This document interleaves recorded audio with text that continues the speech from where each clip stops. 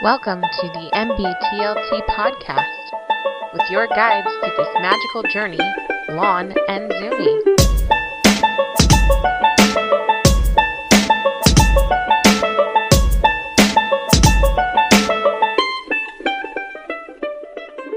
Welcome back to the Nothing Better to Listen To podcast, the podcast where men are men and clothing is optional. I'm not wearing any clothing right now. I'm not wearing pants. I'm here with Zumi. How you doing, Zumi? I'm doing well, Lonnie. How are you? I'm doing all right. I'm not doing well. Well, I noticed that. You're kind of sick today. I am. And I lost my tournament today. Yeah, shit happens. Yeah, I know. I mean, we can't all be the Patriots, right? I know, but we were totally the Patriots for the JV Patriots for the season. Do you have a Tom Brady on your team? I do have a Tom Brady on my team, and you know it happens to be, you know, the setter is kind of like the equal to the quarterback. Yeah, because he's the one that sets the ball so that we can have an offense. So, yeah, he was gone today. Oh, dude! So you had the backup. Yeah. So I told the kids, like, dude, like, I hope you guys, like, after this tournament really appreciate your setter, because that's harsh. I know.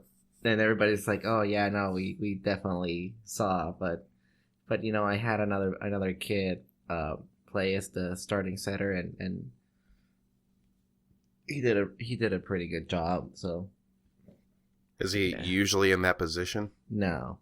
Oh, see, now that's rough, you know. I know, and like I was telling everybody, like, you know, we kind of just have like half a practice to like get him to like learn everything that, you know, my other kid does. So, and then we just send him to the wolf's den. Okay, so you did the fire hose technique. Yeah, it's like fend for yourself, dude. Like, figure it out. So, oh, it's fucked. But we did pretty good. Like every team that was there, we've beaten before, so I know we could have won that tournament easily. And so what happened with the kid? Is he sick or something? No, he's not sick. He went to a conference, like, or something, like a leadership conference. I don't know, something like that. Yeah, dude, there are more important things than conferences. I know. We have a game to win. Yeah, like at the end, I'm like, I think we can all agree that it's, you know, our setter's fault that he didn't make it. You gonna give him the shame bell when he comes back? Oh yeah, he's gonna hear it from everybody. Shame. But shame. And speaking of shame, Game of Thrones, dude. Oh. That new trailer it's short and sweet, but the chills, dude. Quite literally, actually, because it shows Cersei. Well, spoiler alert. That's not a spoiler. It's a fucking trailer. Dude, it is, and I'm pretty sure none of that footage is going to be in the actual show. No, because it's more or less like a. I don't know if you can even call it teaser. You know, it's well, I guess it's a teaser. You know, it's not really showing anything that's going to be in the show. So Cersei Lannister, you know, exhales, and you can see the fog coming out of her mouth. So you know it's cold at King's Landing, right? Yeah. Dude. I'm so pumped. Lonnie, we have like, before we get into the whole Game of Thrones, because I do want to discuss Game of Thrones a little bit. Okay. But we have really important news, right? Yes, we do. So, like, first, let's do some recap. We had our first guest, which was fucking awesome. And how's our downloads been looking? Well, now at the moment it is our most popular on that last episode. Anyway, it's our most popular. And I think it's for obvious reasons. You know, you throw a little wrench into the cogs there, and you know. But we have, last I looked, just a little while ago, 152 listeners. Woo! That's our audience. And like people who actually like have been running a podcast, they're going like 152. Like, I think you're kind of padding your numbers there. I'm like, no, that's our numbers. Now it may not seem like a lot, but well, to us it's a lot. It's 100. because we're nobody. Yeah, 152 people listening to this shit. Yeah, that's weird. I don't even know most of these people. I don't know like 98% of these people. I want to get to know you better.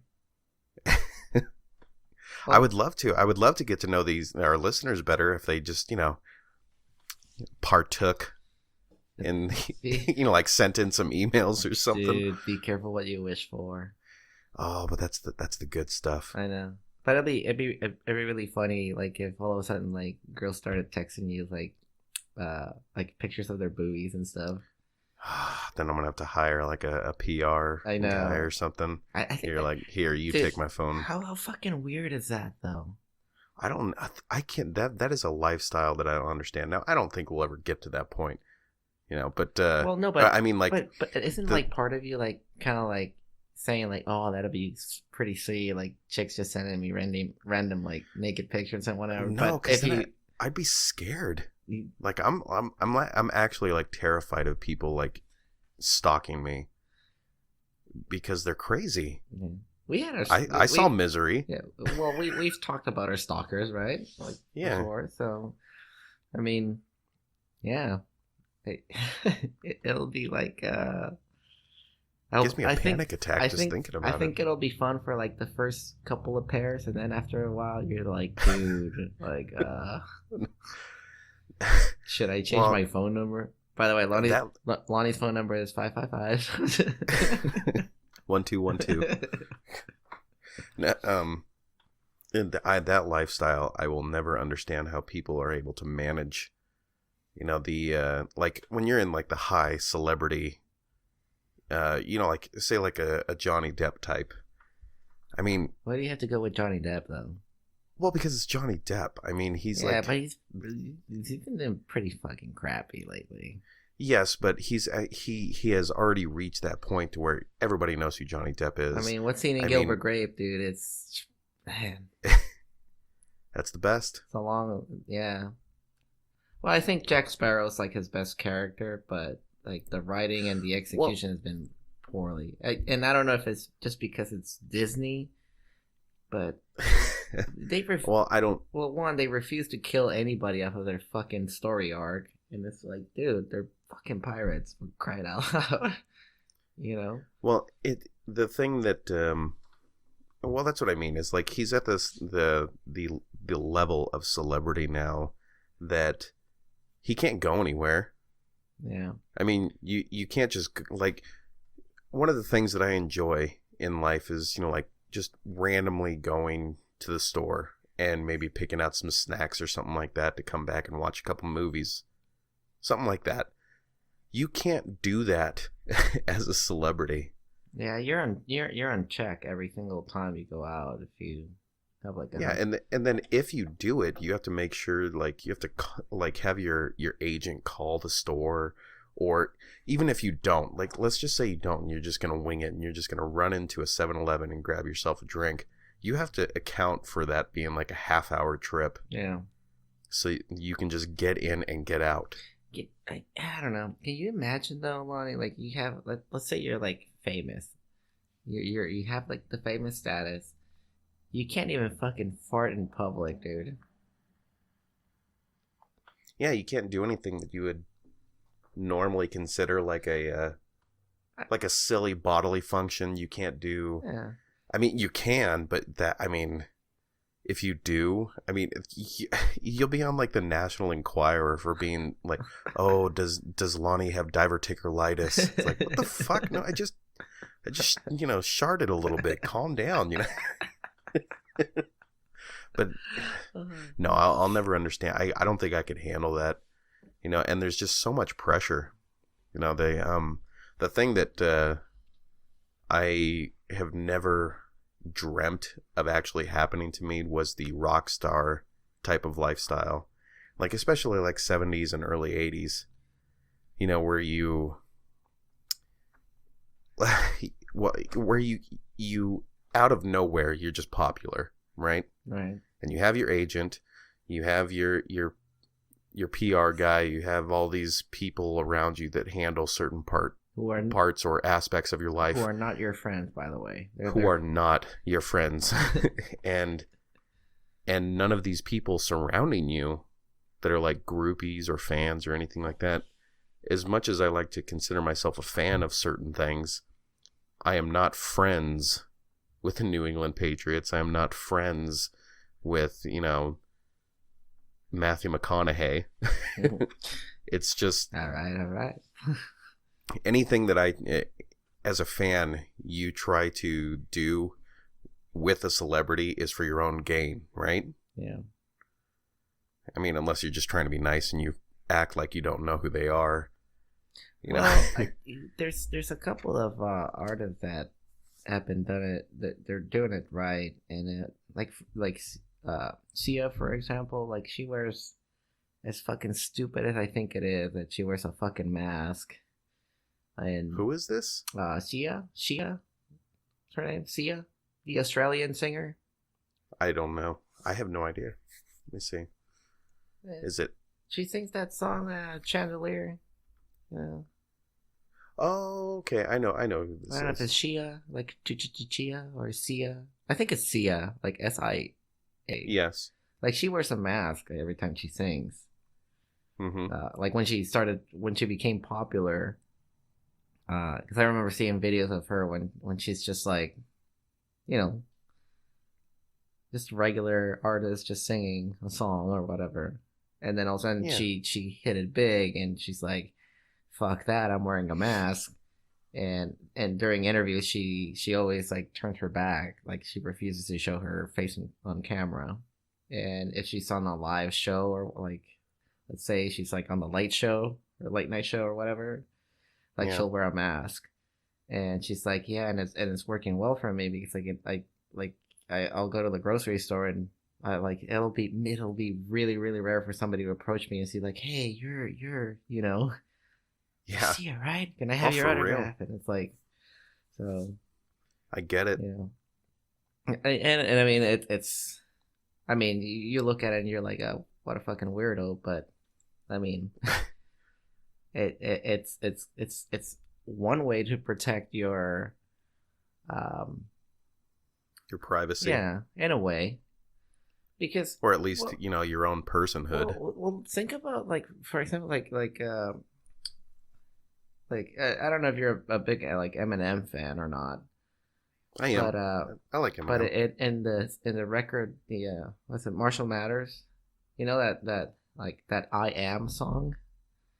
When he's saying like don't I'm like, I don't know you. You just like, you have like no excuse to come in and like ask for an autograph. Like, I don't know you anything.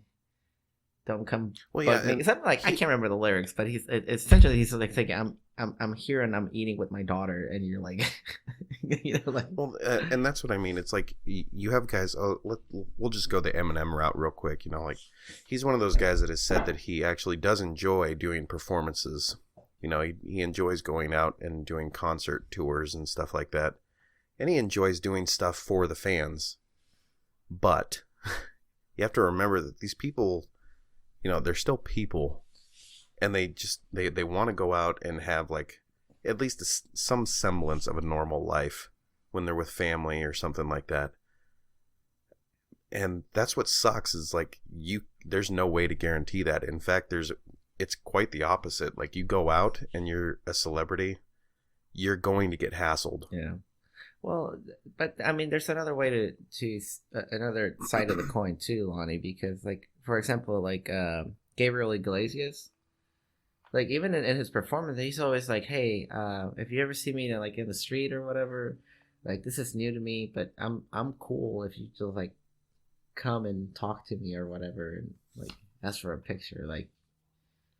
Yes, and I think there's a few celebrities that are like that. Like, if you just treat them like they're just, like, yes, you can act like a fan, but don't be like because they are a celebrity, like you are entitled to an autograph.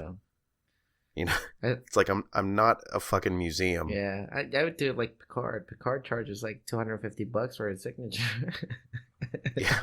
Well, we saw. I don't know his name, and I feel bad about it. The guy that plays Uncle Joey on Full House at the IKEA that's in Burbank. Oh, I don't know. I don't know his And, name. I mean- back, but I know the face. If that helps. Yeah. I'll find his name here, but he was in IKEA, just walking around, and I think I'm pretty sure I was with Christelle, and we saw him, and I was like, dude, that's Uncle Joey, and she saw him, and like, oh, that's cool, like, and you have that moment where you're like, I want to talk to him, but the dude's in an IKEA, and I'm like, you know what? Nah. That's when you draw the line. It's like, Well, it's like, he's in an IKEA. Like, come on. do you want to be bothered when you're in an IKEA or a Home Depot? I mean, that's like my one fear. It's like people, you go out and like you'll see your boss, at a store, which has happened to me. Like your old boss. Yeah, but no, like current boss. And you're like, hey, Yeah. you. Oh, I actually did the runaway technique, like acted like I didn't hear him, and How did it that work out for you? One of those things. It's like, dude, I'm not at work. Like he had pursued, like, hey, how come you didn't say hi? And like, and I said, we're not at work. I'm not trying to be rude, but I'm here on my own time. I don't want to see you. I'm actively trying to avoid you. That's kind of harsh, Lottie. Yeah, I know. Okay. Okay, is this the guy's name? Yes, Dave Collier. This is terrible. I mean, he is a stand-up a stand-up comic. Comedian. And I'm.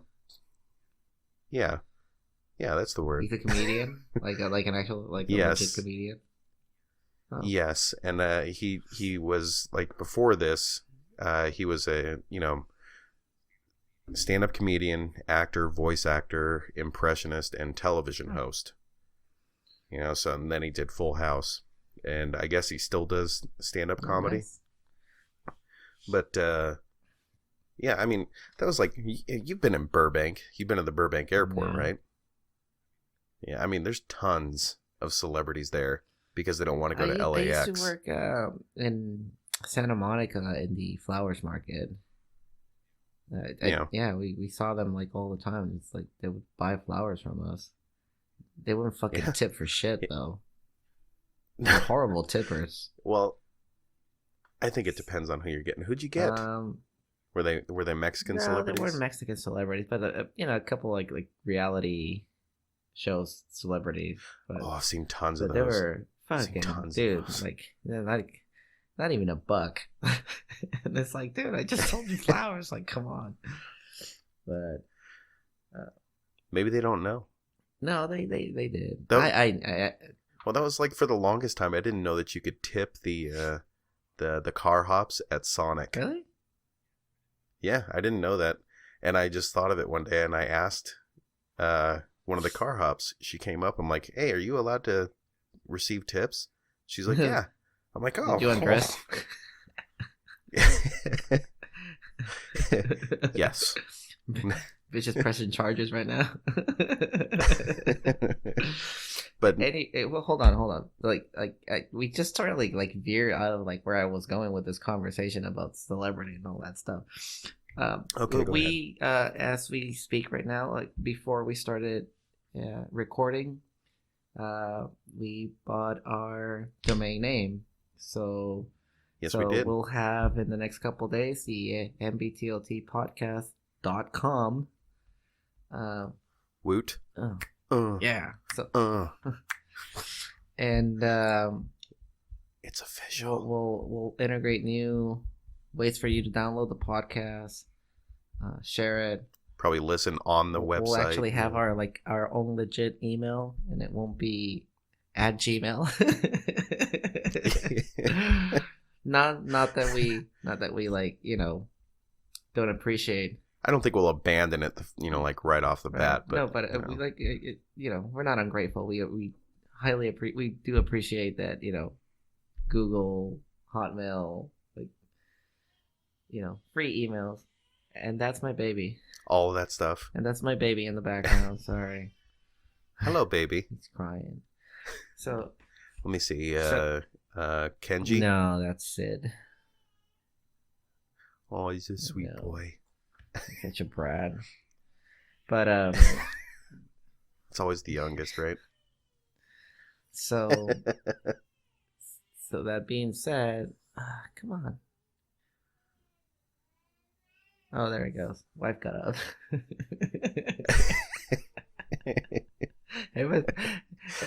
Did you do that moment where you're like, do I have to exactly. Up? Like, I might have to get up. Shit, I think I'm gonna have to get up. Like, oh no, she got it. She got this.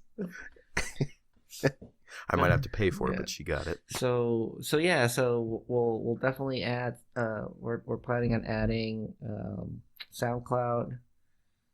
We'll have iTunes still. Shout Engine. We're kind of like Google Play Music. And eventually we'll maybe get some merchandise. Like if you went to the Facebook page, you saw like a prototype for a T-shirt. Yeah. Did I put that up? I think you did. I may have. If not, I'll look right now. Go continue. Talk. And yeah, I mean, like this is something that Lonnie and I plan to do until we long term until we like grow tired of each other, or we end up saying like, yeah, you know what, like I don't think we have anything fucking left to talk about. Which I mean, it's yeah. I don't think that's gonna happen, but So yeah, I mean it's getting there slowly but surely, but it's getting there. Thank you for your support, for your patience, and like I said, please share this podcast with everybody. And if not, erectile dysfunction disease, and and I wanted to say something like, I don't know why, like, did you share that you run a podcast with everybody that you know? No, not everyone that I know. No, I keep some people in the dark just because of the dialogue that we have. Well, me neither, but it's not because of the. Well, I mean, in a way, it is the dialogue. But I was like talking, like I'm a coach, right? And everybody knows where I coach or whatever. But I don't like actively like promote the podcast. Like I don't even tell like my kids that I have a podcast. Yeah. Well, my kids know they're watching me do all the work on this stuff. But the reason is, it's like, like every other word, it's a fucking F-bomb. Like I just said. Are you fucking serious? Like I just said. And it's just one of those things where, like, at work, like I can't use my freaking sailor vocabulary or my military vocabulary. I think I can. Well, it's just one of the things, like, do you remember, like, the prerequisites to be a boom operator, like, when you join the military? Oh, yeah, you have to either curse, drink, or get divorced. And not necessarily in that order. Well, you have to have at least one. And this is like, kind of like an 80-20 type thing. You have to be a smoker. So about 80% of boom operator were smokers. But that was more or less like either replacement or addition to the alcohol. Yeah. So but it's an addendum. So it's like, to me, it's like, when my kids are around, like I don't curse a lot. It's really rare. And like I said, I have Axel being a smart ass saying like, hey, that's an adult word. And I'm like, I'm sorry, shouldn't say that. Shouldn't said that. Sorry. And at work, obviously, like, you're in a working environment. You can't really just throw like F-bomb. Coaching, not all the time. Depends on who you're with. Like coaching, I do throw like an F-bomb every now and then during like timeouts, but it's to stimulate the reptilian brain. So there is some strategy behind me saying shit or fuck. But Say it's for a yeah, purpose. but it's not for a like. purpose. But if I had if I had freedom, like nobody gives a crap. Dude, I'd be talking like when I talk to you. It's just Well, the way that I feel about the fuck shit, cursing is that cockballs. well, okay, there's a lot of usefulness to cursing, right? I mean, because let's just say that I wanted to express my anger. It is not going to come out right if I say, this really pisses me off and I hate this crap. That just doesn't have the This feeling. really upsets me, and it Yeah. it bothers me. That just sounds like I want to talk to a Yeah, manager it bothers voice. me in such a way that I feel angry and disappointed. And possibly defecating on your front lawn. You know, it just doesn't have the same effect. I know. Well, and like I said, the like curse words go directly to the reptilian brain. So if you ever want to get like if you're a teacher, if you ever want to get like people's attention, like quickly, just say the word sex, and then shut up, and you'll notice that everybody that's like not paying attention will all of a sudden go like, "What did he say? What did he say?" And you'll get them for about 25 minutes extra, like their focus of attention. Well, there you go. You learn something new every day. Is that kind of like on Seven, where he says that, you know, for rape victims, you know, they tell them to yell fire instead of, you know, help or rape, because people want to see a fire and nobody wants to see a rape. It's messed up, but I mean, I don't true. know how accurate that is though. Oh, come on. I mean, you know how bad people are these days. I just got done watching a video a few months ago about this lady just getting the shit kicked out of her by this guy, and there's just people walking around and taking video of it, not helping her. Yeah, I mean, it might have been Russia. Oh. So. Oh. Yeah. I saw. Well, there you go. I put the T-shirt up on Facebook. Yeah. It's a female T-shirt, of course, because we want obviously females to, you know. We need. Well, I was thinking about, you know, like all the things that we could put on the back of the T-shirt. My favorite is groupie. Sure. I don't know, like I think it should be customizable. What do you think? I mean, it can be like, fuck. I don't know how we're gonna do it, but we're eventually gonna do it. What are you drinking there? Did you drinking a Coca-Cola? Fucking nasty, dude. It's good for you. But so okay, so back to Game of Thrones. Game of Thrones. Okay. Know, Shifting brain. So there's two trailers. Because you sent me an email saying or a message saying like, hey, have you seen the new Game of Thrones trailer? And I'm like, yeah, the one with has like the stone sigils, and then they just break. I was like, and no. He's like, no, not that one. So I looked it up, and I had the same disappointment as the first one, the one with the sigils. Whether you didn't see anything?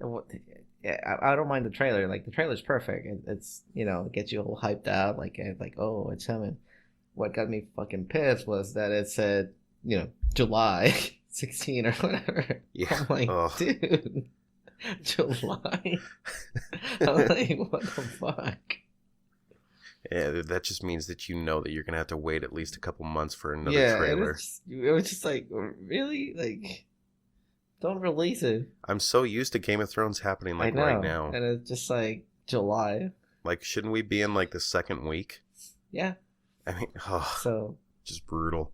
So that was like my only complaint about the trailer. At the ending, it's like July 16th. You don't even have the book anymore to like read ahead. Well, I mean I've been reading the books. I'm in book 3 right now. Oh, that's a good one. Oh, is it Storm of Swords? No, I finished Storm of Swords. I'm sorry. Oh, that's I'm sorry. Never mind. I'm in book 4. A Feast for Crows. Okay, so I was right. You are right. Storm of Swords was pretty badass, and I'm starting a feast for Crows. And very good. It's kind of drawn out, but it's good. Well, I guess like I was reading a little bit, and like what happened is that he just had so much fucking material that he had to like go different cities or whatever to kind of like Yeah. and it's a lot of setup for that book. So that's why it may feel a little dry, but It's I worth guess it. book 5 gets more into like putting everything together, and then 6 and 7 should, you know, but Are anyways, amazing.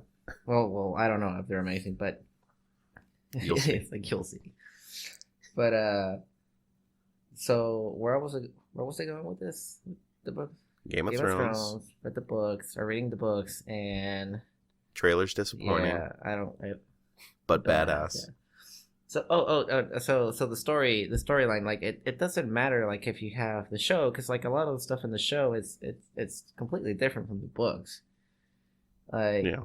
Like I don't remember, like I was waiting to read like the details on how Theon got mutilated and stuff, and it's just kind of like mentioned.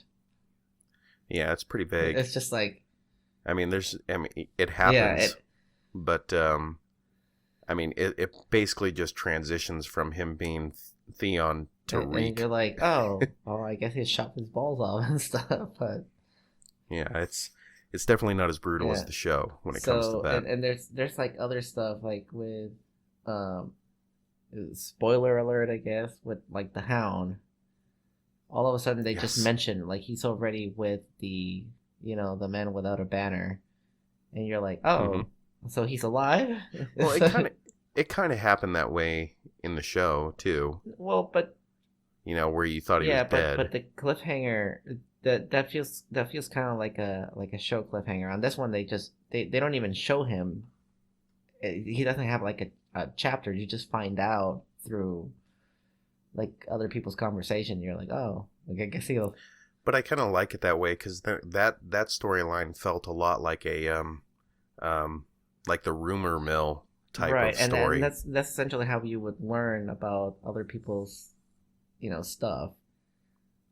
Isn't the book kind of written the way that the maesters of the Citadel are finding out, like all this information? Well, I mean, now that you put it that way, yeah. I mean, because a lot of their stuff is kind of broken. Like the information might sound a little broken, at first, and then it gets into that story arc, and you're like, oh, okay, so what was really happening was this, and no, that's a good way to put it. Actually, that's a really good explanation. Yeah, because of it. I've heard different theories that the whole thing was written by Sam, and like after he becomes like a full-fledged maester of the Citadel, like he writes down the entire history of the series of events. But I don't know, I still find that theory kind of out there lacking. Yeah. Oh. There are other trailers though. There are other trailers that I've watched, and one of them, well, you know what, let's get to it. Let's get to the Power Rangers one first. The second one. I'm sure you've watched both of them. I've watched Power Rangers, well, the original one, right? The one that came in the 90s or 2000, early 2000. Yes, but I mean like the two trailers for the new Power Rangers movie. Well, are you talking about Power Rangers because like I wrote Power Rangers on the set list? I didn't write it because of the movie. Well, that's what we're going to talk about. No. I was going to say I'm not going to... I don't want to watch it. I'll download it. Well, I mean... I think if Alpha doesn't say ay, I'm out. Well, from what I've heard is there's a bunch of people that went to go see it, and from what I saw on Reddit, people were saying that it was surprisingly enjoyable because it kind of had like the Deadpool effect where it knew what it was. And so it kind of just played off of that. Mm-hmm. And it added some like nostalgia type stuff, and that it was okay. It wasn't terrible. Unlike the original Power Rangers movie, which was terrible, by the way. That was terrible. Well, okay. Can I go back on topic? Can Yes, we you can. close this? Can we close this loop and go back to where I was going? No, like I wrote Power Rangers because there's a former Power Ranger just went to jail. What? Yeah. Did you Which not hear one? this? Is it No, Kim? it's not Kim. Kim. No, no, Is it no. It's Tommy? Ricardo Medina. I Are am you dead serious? serious. He got 6 years in prison for I think they got it down from murder to voluntary manslaughter. He fucking What? killed his roommate with a sword, dude. He stabbed him with a sword. Okay, before we start accusing him of all of this horrible shit, Oh what did no, his he roommate he do? pled guilty. So he pled guilty to voluntary manslaughter. Okay, yeah, but what did his I roommate have no do? clue. Did his roommate deserve it? What the fuck, dude? I'm just saying, you know, you don't know.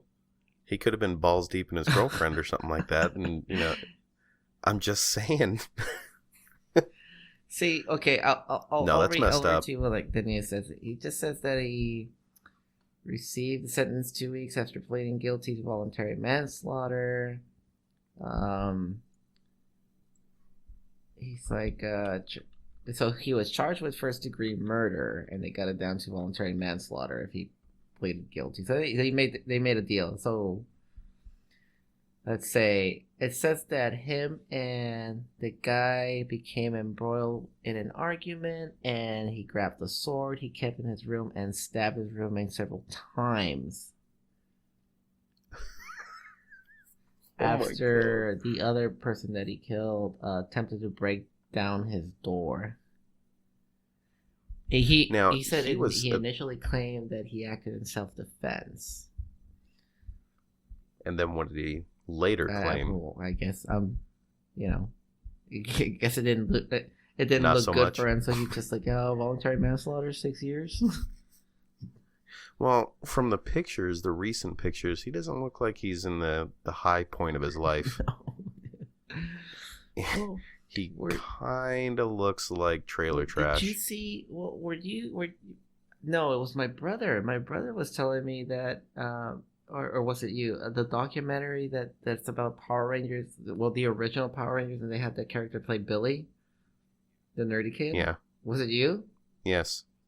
It wasn't me, but I know about this. No, so it was my younger brother. He was telling me like, yeah, there's a documentary about him, and I guess he like got bullied a lot, and made like a mock. They made a mockery of him, and he fucking, he was like suicidal. And I'm like, wow. What the fuck, dude?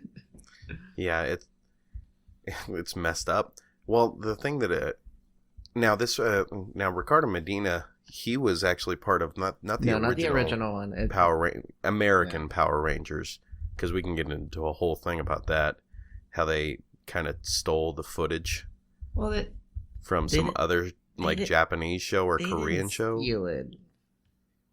They bought it. No, did they buy the rights? They would film the American actors here, and all of the stunts were done by the Japanese, and they would just like.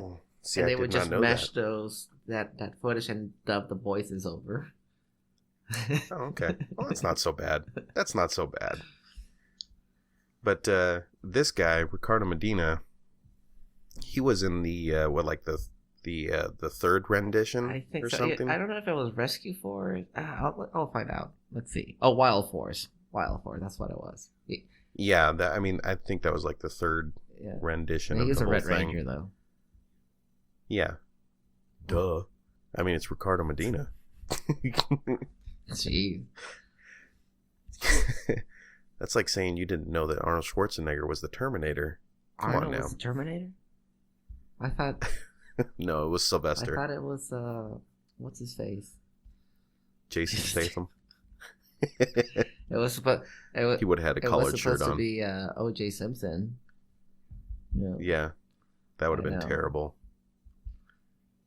He was busy. But yes, there's another trailer about a remake of a movie that terrified me as a kid. And Or now have we that movie, that did we just original, close the Ricardo Medina loop? if you'd like to. If you'd like to. Yeah, I guess. I don't have anything else to say about Ricardo Medina. But, It's pretty. I just thought it was pretty fun.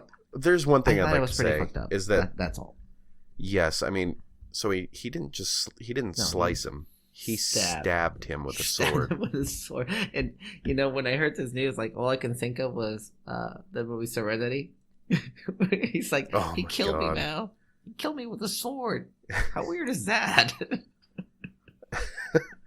Yeah, I mean, there's a lot of people that have like the swords on display, like a samurai set.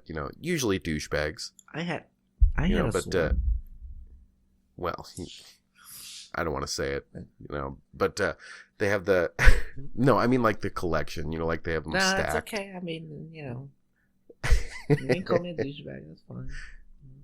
Well, but I mean, there's a lot of people that have like a sword, like a collector's sword, or there's a lot of like comic book nerds that will have like blade sword or something like that. But to use one on your roommate, I mean, first of all, the thing that stood out to me about this story is that first of all, he has a roommate, which probably means he's not doing great. Well, I mean, unless he was really good friends with this guy. After Power Rangers, I don't think that. Where do you go from there? You get a roommate, apparently, and you stab him with a sword. I mean, if you got called onto set and they wanted you to be a Power Ranger, you'd be like, I really don't feel like stabbing my friend. Well, like, what are you talking about? I just want to know what kind of sword it was. I mean, was it his Power Ranger sword? Pictures? I don't want to say that's awesome because it's cruel, but like where did he get this sword? There's TMZ. Oh, please don't do TMZ, please. Like, I fucking hate that show. And those people. Well, I'm not looking at the show. I'm looking at the webpage. Well, while you look, we're going to talk about the other movie. The other movie. And you're horrified about this. We already talked about this. I'm horrified at the new movie because I've gotten past the old one. The original. Yeah, because the original now is kind of silly to me. It's old, and now we're talking about it. Fucking clowns, man. And oh my god.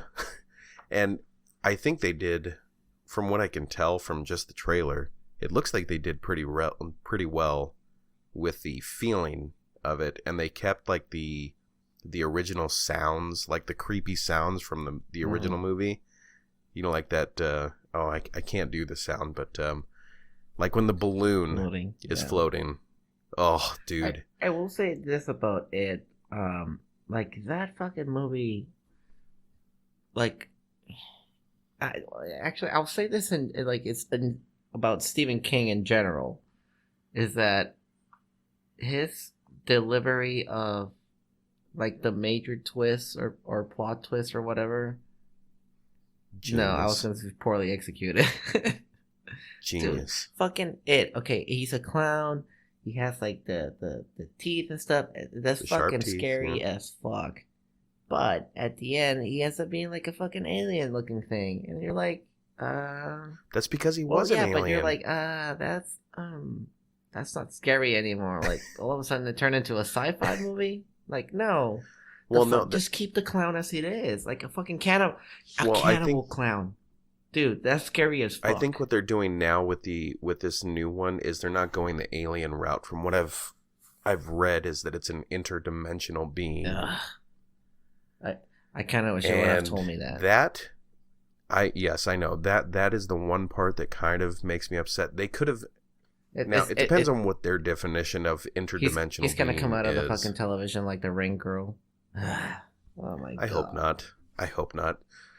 But I will say that it looks good. The clown looks good so far. Now, mind you, we've just seen trailers. Yeah. but it did look good. You know, it's probably gonna suffer from every other Stephen King or modern Stephen King movie. It's gonna suck. Okay, now there's one thing I will say that I do like about Stephen King is he is good at hitting on certain fears. But like you say, like there's issue with delivery. Now his shows, like all the little mini series stuff that he did, like I mean, it was a mini series. Yeah. It was like 3 shows or something. And so the movie, quote unquote, is like what, like 3 hours? I think so. But I mean, all of his mini series stuff, like with the short stories and everything, it's like, yeah, they were okay, but you know, I would leave that kind of stuff to Twilight Zone and you know, what was the other one that came out? The Outer Limits. Outer Limits was fucking badass. Like, yes, it was. You know, like it's I don't know, like I that's something that I noticed, like from all the Stephen books that or Stephen King books that I've read. That was like the only thing, like my only critique, like everything was like I would get into the book, and then at the end I'm like, oh, this was disappointing. Like Tommy Knockers, for example, and I was just like, like you just close your eyes and go to sleep, like what? I'm like, that makes no sense. And then I don't know. I know. Like Secret Window, Secret Garden was pretty good. Like that one I did like because at the ending, like it was a fucking ghost. Like it wasn't, you know, it wasn't split personality disorder. It was an actual fucking ghost. So you're like, oh, okay, that's fucking that one was good. Well, there was one other movie. I saw it on Netflix. It wasn't the best movie, like as far as horror goes. However, they did do a few things right. Let me see. Oh God, what was I'll have to find it here. I'll go to my Netflix account. I did hear this, Lonnie. Though they're gonna make the 3. I don't know if it's a 3-parter or like are they gonna Harry Potter it? But Dark Tower. Yes, I did see that, and I'm hoping that they do it well, because you and I, you know, are fans of the Dark Tower series. And if they do it well, like they can Harry Potter the shit out of it, and I wouldn't mind. Oh yeah, well, you know, Stephen King did that with the books. You know, how many Dark Tower books are there? But it was because it was just so good. I mean, the Gunslinger. Just an amazing book. But yes, I hope they don't ruin it. Now, let me find this. I'm gonna find how many Dark Tower books there are, because I can't remember where I stopped, to be honest. There we go. There's 7. Holy shit. It's a shitload of them. 7. Okay. I know this is bad podcasting, but I gotta find this movie. I'm probably gonna, like, after I'm done with the Song of Ice and Fire, I'm gonna start with the Dark Tower again. there should be audiobooks on it, right? Like, yeah. So Dark Skies. There you go. Dark Skies is like it's a B movie, but it has what's her nuts, Carrie Russell, and it has J.K. Simmons. J.K. Simmons, you should know who this. He's this. Is it State Farm guy? The older gentleman, bald. What? Oh my gosh! Just look up J.K. Simmons. You know who he is. But anyway, Dark Skies.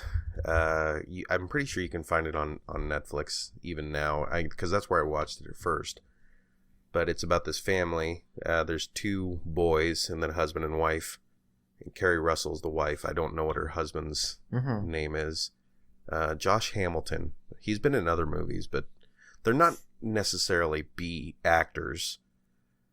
But it's about this group of aliens that pretty much kind of like do like poltergeist type activity Right. with So the J.K. house. Simmons is an alien. No, J.K. Simmons is a guy that they go to consult with, and he has, experienced all this stuff with aliens before. And there's all kinds of weird shit that happens in the house, like any good poltergeist movie. There's a moment where Carrie Russell wakes up, she goes downstairs, and all of the dishes and cans of food and stuff like that are stacked up in this really elaborate way. And it's just really creepy, so she thinks maybe it was the kids, but no, there's no way that could have been the kids. They can't do this kind of stuff because they're too young or whatever. But there was a lot of good presentation in it, but like I said, it is a B movie. So you have to look past a lot of stuff. But it was pretty good.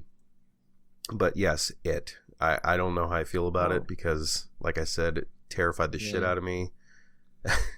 And I might be over the original, but I don't know if I want to go down that road again. Look at it. Lonnie, there's I'm reading about the Dark Tower film, and it's supposed to be a quasi sequel to the Dark Tower book series. So so it's not actually in line with the books. It's not the movie off the book. It starts at the ending, I guess, from book 7. And isn't the gunslinger that black guy? What's his name? He's a really good actor. Idris Elba. Yeah. Is it Idris? Idris. He's a really good actor. He's supposed to be the new. What's it called? Fucking movie. It's like a recent movie. I don't know, but he's been in a lot of stuff. I just saw him like in a recent movie. He was really, really good. Is he from Africa, like originally? No, he's from the United Kingdom. But here's his full name: Idrissa Akuna Elba. That's fucking awesome name. He played Shere Khan in the new yes. One, but he was such a good voice. In Thor as well. He played the. Yeah, he was. What's his name? The Guardian or whatever. Or the Watcher, whatever. Had the big ass sword. But yeah, there's a few movies that are coming out this year that are pretty exciting. Yep. Anyways. Oh shit! Did I really do that? Okay, there we go. But yeah, Game of Thrones, Power Rangers, It. Stabbing with a sword. But since we're on the topic of movies, like this will be the last movie thing, I promise. You know, have you ever I was watching. Yes. I was watching like Hot Shots.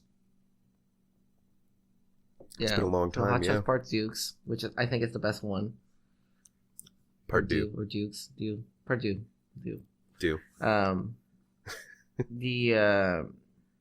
But it got me thinking about like other parody movies, because I think Hot Shots is the one that started it all. No. As far as making it what it is today, I think maybe like transforming it into something similar to what it is today, but starting the whole thing.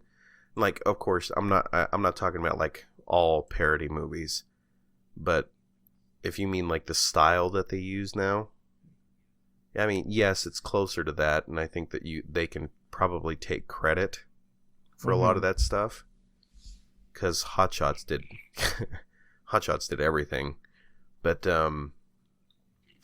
Naked Gun was one of the originals that they took a lot of, or there's a lot of stuff that was taken from those movies that are still used, because a lot of it's slapstick type comedy. Well, and it got me thinking, like, are parody movies just a fucking lazy way to make money? Make money? Yes, I mean, they are. Although you have some purists that are doing it to actually like pay tribute. I mean, if you think about it, like, it's it's a story that's already, it's a movie that's already been written, it's already been shot, and all you do is you just add an element of comedy to it. Pretty Stupid as much. it may Yeah. be, and you just hope for the best. For example, I like when I was growing up, the one thing that came up was Scary Movie. You know, Yeah. everything. Not Scream was bad. like the number one horror flick that everybody should want, and then all of a sudden, It's terrible. yeah, in retrospect, the movie was crap. And then all of a sudden, it's like Scary Movie comes out, and after that, it's a fucking mess. Oh yeah, they had like Not Another Teen Movie. They had the I don't even know the names of them because I didn't even waste my time to go look at a trailer. I saw one that was like 50 Shades of, or darker, or of black, of something like that. But it's Oh, you mean the Marlon yeah, Wayne? yeah, yeah, yeah. But it's from 50 Shades Ugh. of gray, but I think it's 50 Shades of black or darker or something like that. It I Was it don't know, terrible? but I see those movies and I'm like, I'm not watching that. Yeah, I don't know why they try so hard, to put these movies out when they know nobody's going to go see them. So are you? Yeah, it makes you wonder if they're doing it for certain reasons. Like, is it an insurance policy for a studio? Like what? I mean, how? I don't know. I was just thinking about those and be like, yeah, I mean, I think it's like like people have like writer's block or whatever, and they're just like, let's just do a fucking parody movie. I mean, how much respect do you lose as a director or a writer for when you I do have those no films? clue, dude. Because I just back in want, the day, like you do Hot Shots or Naked I Gun, just I want to mean, meet. that shit Yeah, was I just want to meet hilarious. the idiot that decides that puts money and says like, oh yeah, this is gonna leave me money, and then all of a sudden it's like a fucking you know box office bomb, or you know. Yeah, I don't know. I don't know. It's the theaters are weird now. They're not like they used to be because you have the element of piracy, Right. right? I mean, because for some reason people are still watching camera rips. I and for big movies too, not like just that side movie that just happens to be in theaters at the same time as Lord of the Rings or Yeah. something. There's people are still camera copying these movies and people still watch them. I don't understand that, but you have that element. You have the element of piracy. You also have the element of the massive hive mind of the internet. Where if that right person says that the movie is shit, you lose like this part of your viewers. And then you have those people that go to see it multiple times just to see if they hated it for Right. real. So it's really confusing. Like when they say, that they made this much money off of the movie. Well, that tells me nothing. I mean, you're going to have obvious big money makers like the Avengers movies. Those are always going to make movies or make money, just like Star Wars movies. They're always going to make money, whether they're good or bad. So it tells you nothing. Yeah.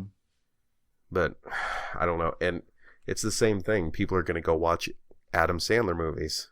They're going to watch it on Netflix. They're going to, and when they say, oh, there was this many views, great. Yeah. Well, it And what were those people saying? Yeah, I mean, somebody's gonna throw a curveball at us, and they're gonna be like, "Oh, the same could be said about your numbers." It's true, but I'll take it. uh, Because in the world of podcasting, there is no such thing as bad publicity. Well, actually, I think that's untrue. We could do something really Yeah. bad here. yeah. So, yeah. Enough said. We'll get out of the topic of movies. But so you had something to tell me, right? Yeah. Did I?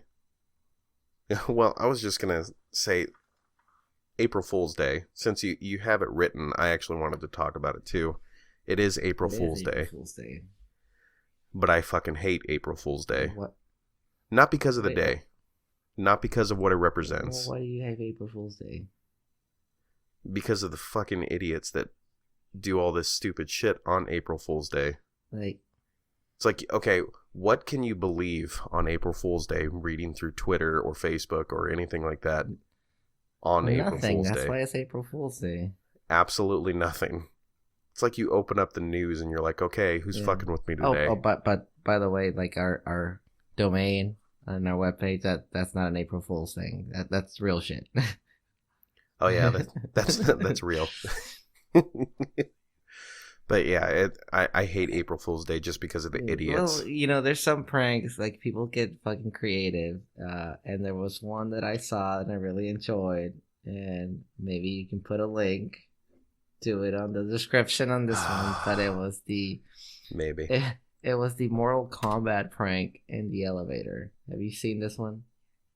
Yeah, yes, I have.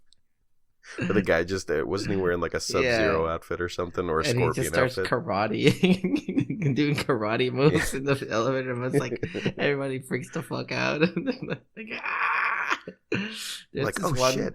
There's this one Yeah, black kid that just totally just screams like a little girl, like "Eh!" It's like squeaky voice. I'm like, dude, like it's funny to me, but I don't know if I had that squeaky voice. I'm like, if I just go into fucking full panic mode, Yeah, Fight or I flight. mean, you get that response. It's at that point, like, it's like you can't call the guy a pussy or whatever, because that's the Yeah. way of your body saying, this is what you need at this time and this moment for this to not hurt. Oh yeah, that's called Yeah. a reflex. You have no control. So, and like, You can train yourself out of it. I'll though. use like another extreme too. Like, since we were talking about the whole rape thing, rape victims sometimes will actually get wet, like in the case of females, and have an orgasm. Males can actually get an erection, but That does not mean it doesn't a mean that you thing. liked it or anything like that. It's just a body response for your body to say, this is what you need right now in order for this to not be as more painful. Yeah, it's I've had this argument with people before, saying that well, if the man was aroused, then he must have been enjoying himself. It's like, what the fuck does that even mean? And you're like, no, that's not what that means. That's it upsets me because you have those group of people that say that men cannot be raped. They Like, really? They definitely can. If not, what? There's one way for sure. So, But but yeah. So like we'll get educational right now. I'll understand that that's just a body response.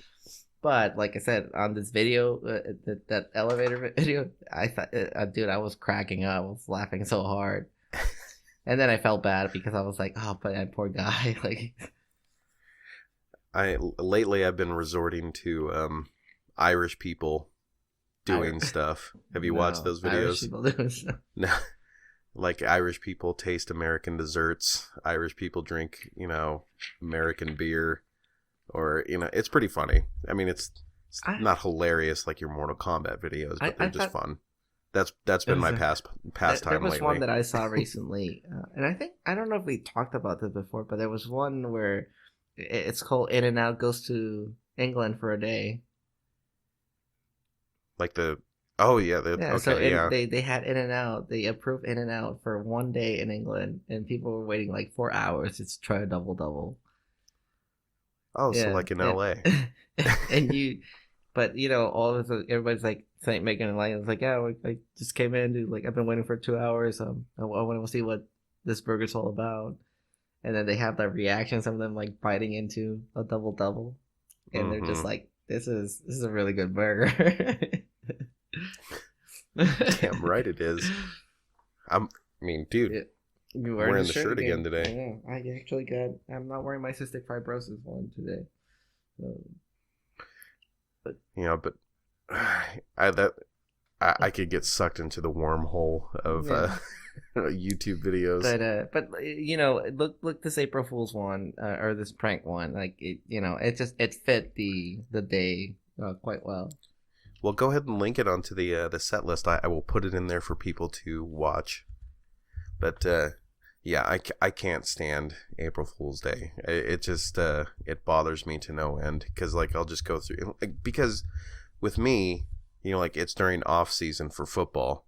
So the one thing that always happens every April Fool's Day is they say so and so got traded or we picked up this other guy, and I don't know which one's real. So I'm like, okay, did we pick him up or not? I'm like, no, that was just April Fool. Don't fucking put it on there then. You're a professional journalist. Stop it. But yeah, I don't like April Fool's Day because I'm part of the no fun. That's the thing. Like we don't have April Fools in Mexico. Like the April Fools was like we didn't. It was not part of our It was not part of like it. I didn't grow up with it. So what we have is, I think it's December 1st. We have they call it the Day of the Innocent, Dia de los Inocentes, which means is that anything that you do, it's like you're innocent, like you just claim that you didn't do. Sounds like the Purge to me. That, but it's mild. I mean, essentially, but it's April Fools. You try and prank people as well, and it's called the Day of the Innocent because it's anything but, It just sounds messed up. It's like a kindergarten version of the Purge. It's so messed up. Let me see. I'm looking at the origin of April Fool's Day. I gotta see this. Okay, including. Okay, so it's based off of like Roman and Hindu holidays, and it follows the vernal equinox. Okay, so it did have something to do with medieval times too, with the court jesters and the. Okay, and that it's basically like you sending people, like this says they would send people on fool's errands trying to trick them into believing something false. Okay, so it's basically just like a stupid getting holiday. Me 50 yards of flight line. Yeah, go pick up a left-handed smog shifter. Is that my dog now? My other child. So to answer your question, Lonnie, are we talking like Westworld here when you're asking how well do you think you'd fare up in the Wild West? Yes, on the set list, I wanted to ask you because it had nothing to do with Westworld. Okay. I saw Unforgiven was on TV a few weeks ago. One of my favorite westerns, right? I mean, you have Tombstone. You have Maverick, you have Unforgiven, I mean, those are essential, westerns, right? Well, I was just wondering, I'm like, what if I was living during the time of the Wild West in the 1800s, what would I be doing? Like, what would my job be? You'd be like scalping people. Oh, that's right, wouldn't I? You'd probably be. You would be. You wouldn't be the hunter. You'd be the hunted. So, I'd be one of the savages, which I'm not proud of, by the way. Of Battle of Little Bighorn, we did some evil shit during that battle. But yeah, I'm wondering how do you think you would fare in the Wild West? But I'm half Japanese, so that I. So you're saying you might be working on the railroad? No, what the fuck? The Japanese didn't work on the railroad. Chinaman, Dick. So but I mean, but I guess I am Mexican, so Mexicans did have like their kind of like their cowboys, and we all know how that one ended up, right?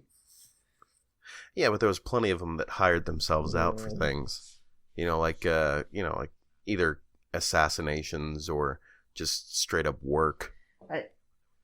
But that was a lot of people back then. Like, if a 16-year-old didn't like shoot me, I probably would have died like a tuberculosis or something like that, right? It's possible. So it just feels like like there's so much fucking disease. Like no doctors, no hospitals as we know them today. Like if you were like my age right now, I was a grandpa. Like we're old timers at that. So, you made it. It's like, yeah, when are you gonna die, dude? Like, yeah, I don't know. I think if I was just some random like worker, like in a town or something like that, if I was a white man, I'd probably just be a bartender or a dealer. Well, if you go to the Wild West at 1800s, you definitely want to be white. That's for sure. Yeah. No. But yeah, we're just saying hypothetically, if I was white, pure white. Yeah. So, if you were white, what do you think you would be doing? It's as morbid as this may sound, I'd probably be hunting you.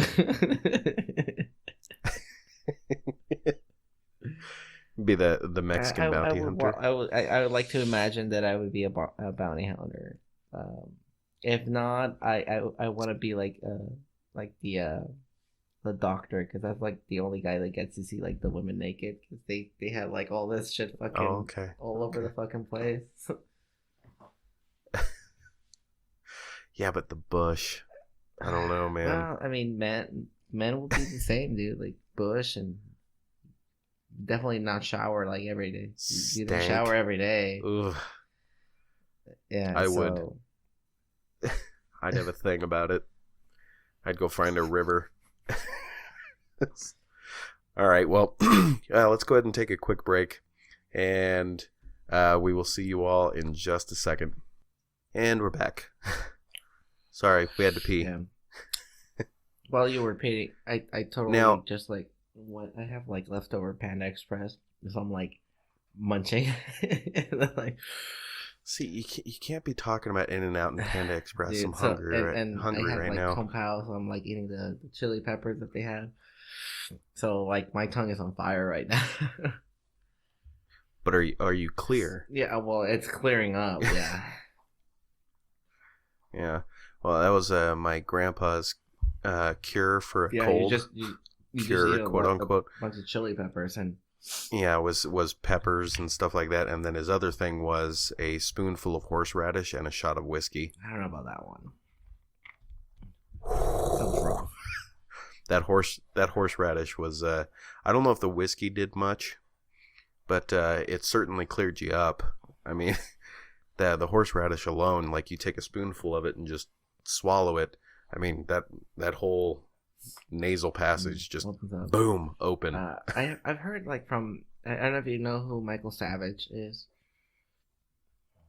He's like very popular, like I guess he's a writer now. Like writer, he says I don't know if you can consider a podcast, but it's a radio cast.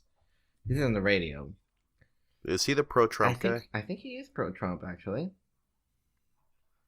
And doesn't he do a lot of stuff with Matt Drudge?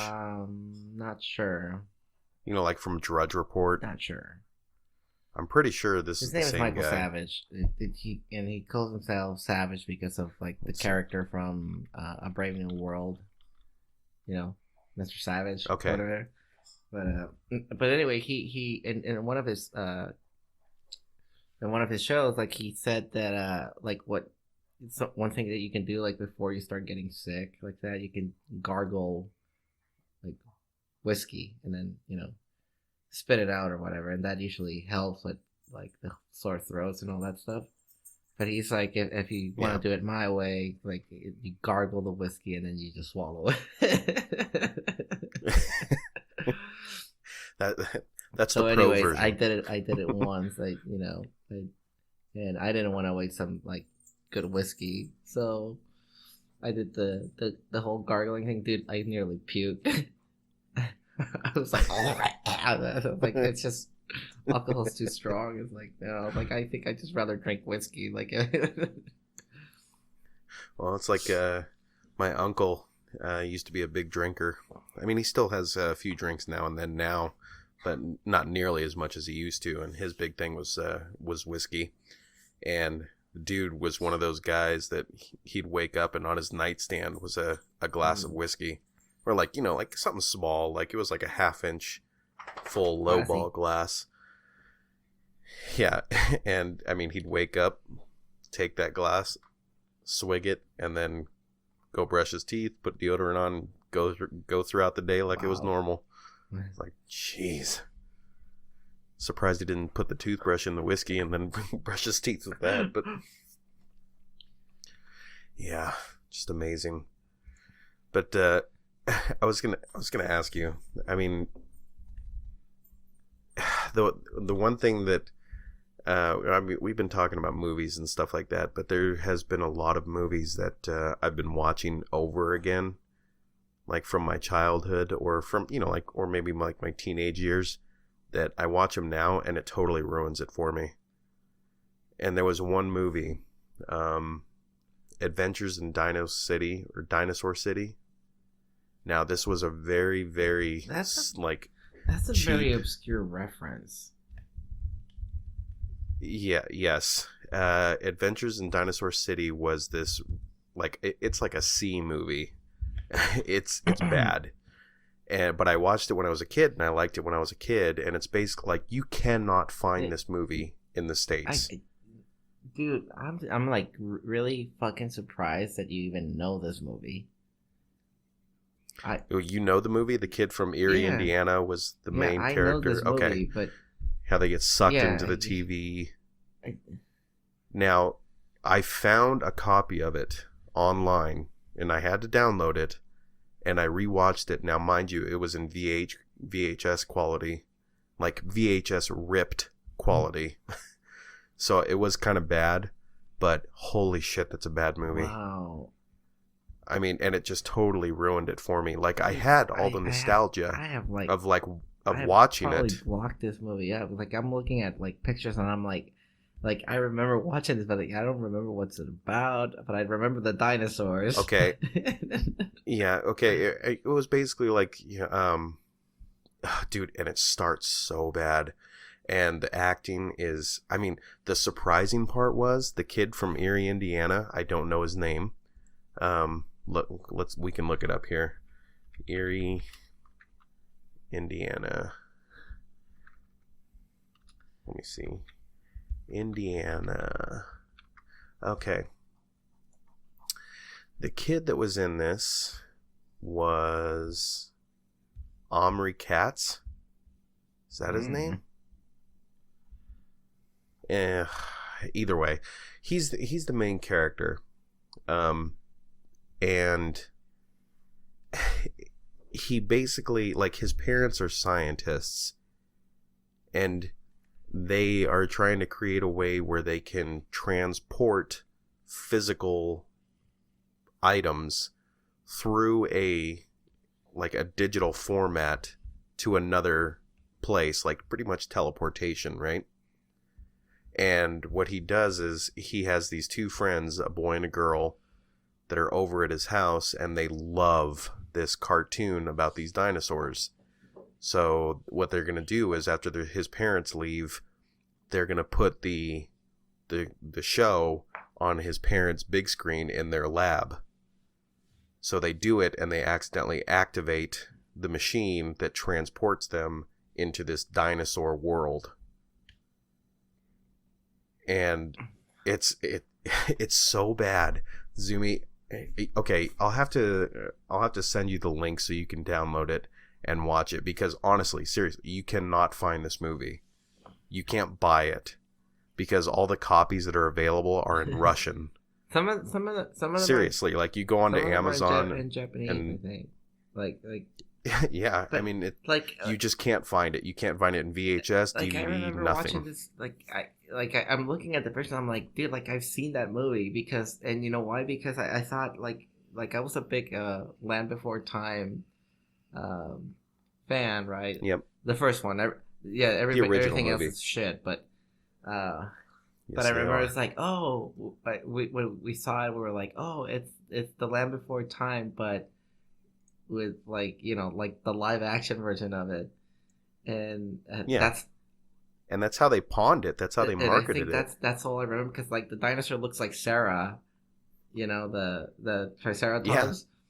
You're like, oh, it's Sarah. It's like it's like but it yeah, was a dude it's like the in the Land Before show. Time. And yeah, I think we only seen it once. Like I've only seen it once, but like I'm looking at him like, oh yeah, like I remember that. Yeah, and that's the thing is like I say, don't get me wrong. I was thrown back into a lot of nostalgia watching it. But okay, and here's the other thing. Okay, you remember back in those days, dinosaurs were the shit Well, there still back are. then. Like my son loves Jurassic.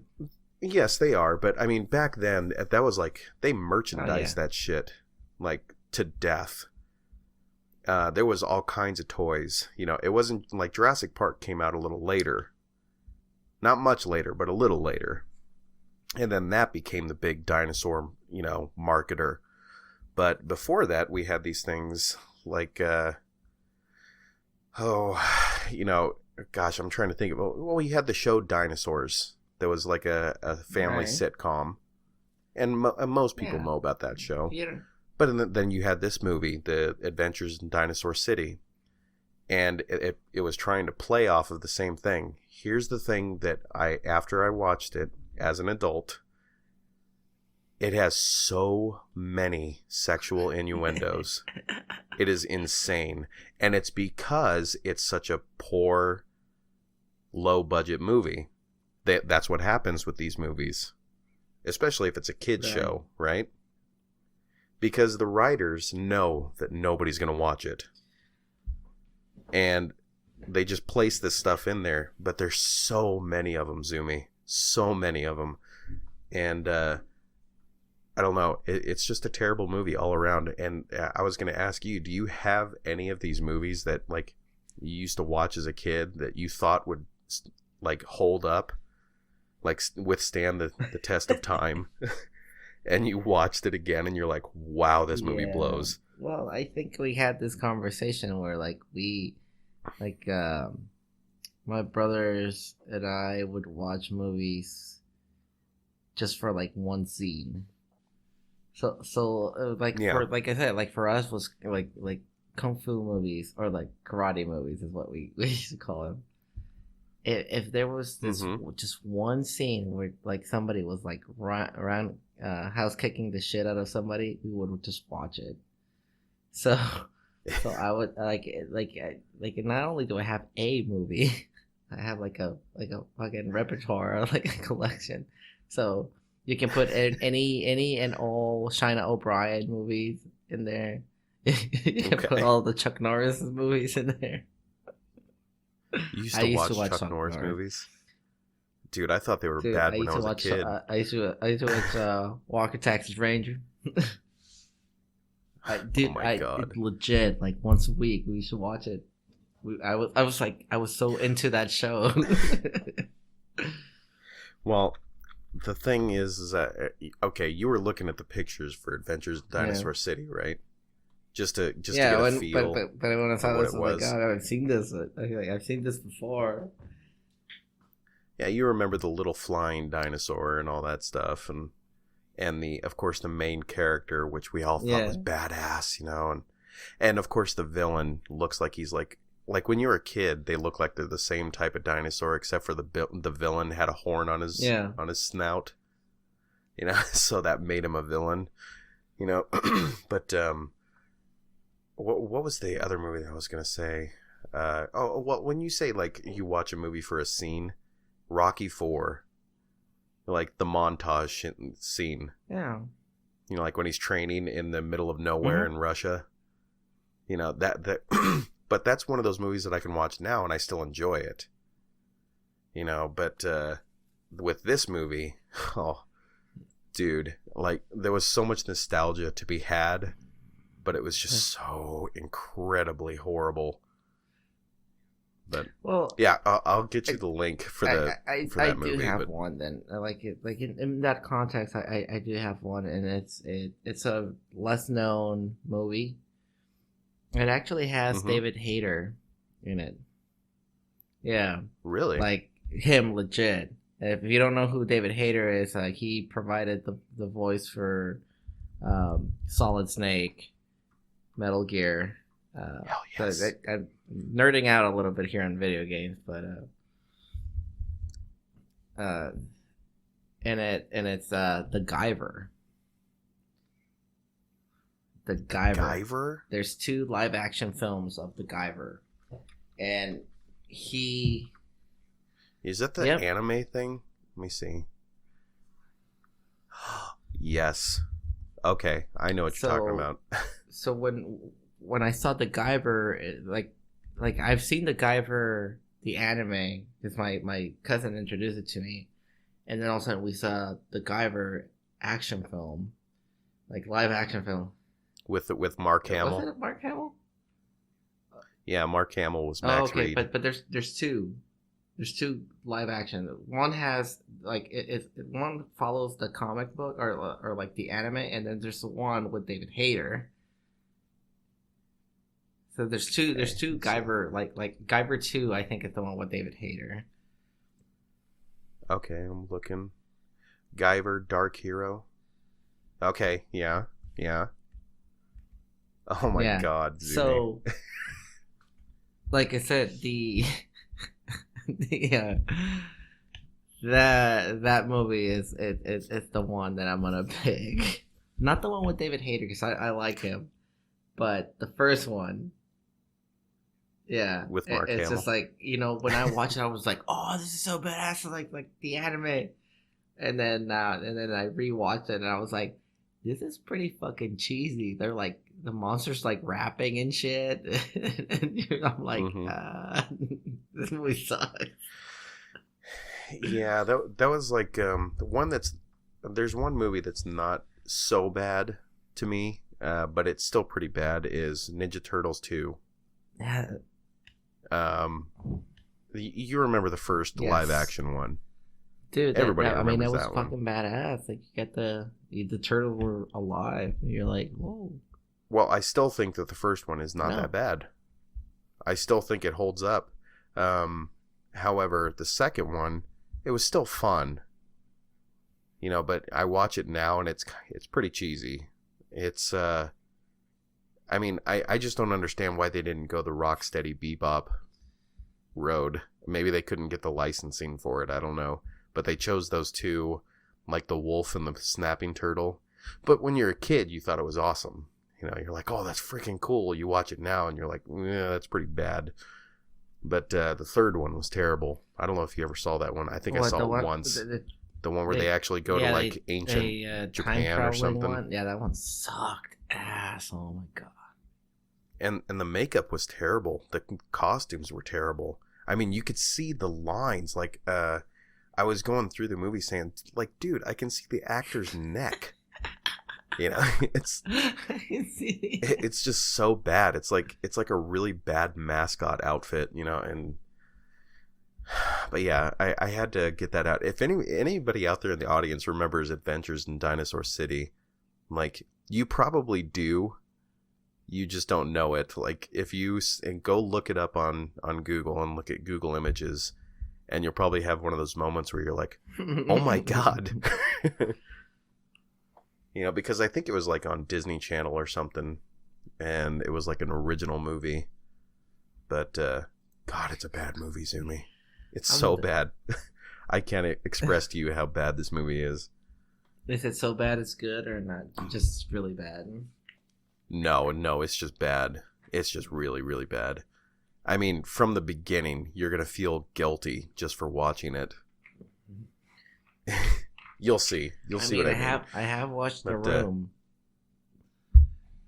Yeah. I'm not going to watch that. So tell I'm me, not gonna Lonnie, watch how it. is your sex life? That movie's it's so bad, but it's so fucking quotable, dude. That dude. Now, I mean, when we were kids, they had a lot of cartoons that were out, and some of them were like older cartoons that, you know, like the kids that were like a generation older than us were watching. You know, like you had He-Man and the Masters of the Universe that came out like right before, I think, or right after we were born.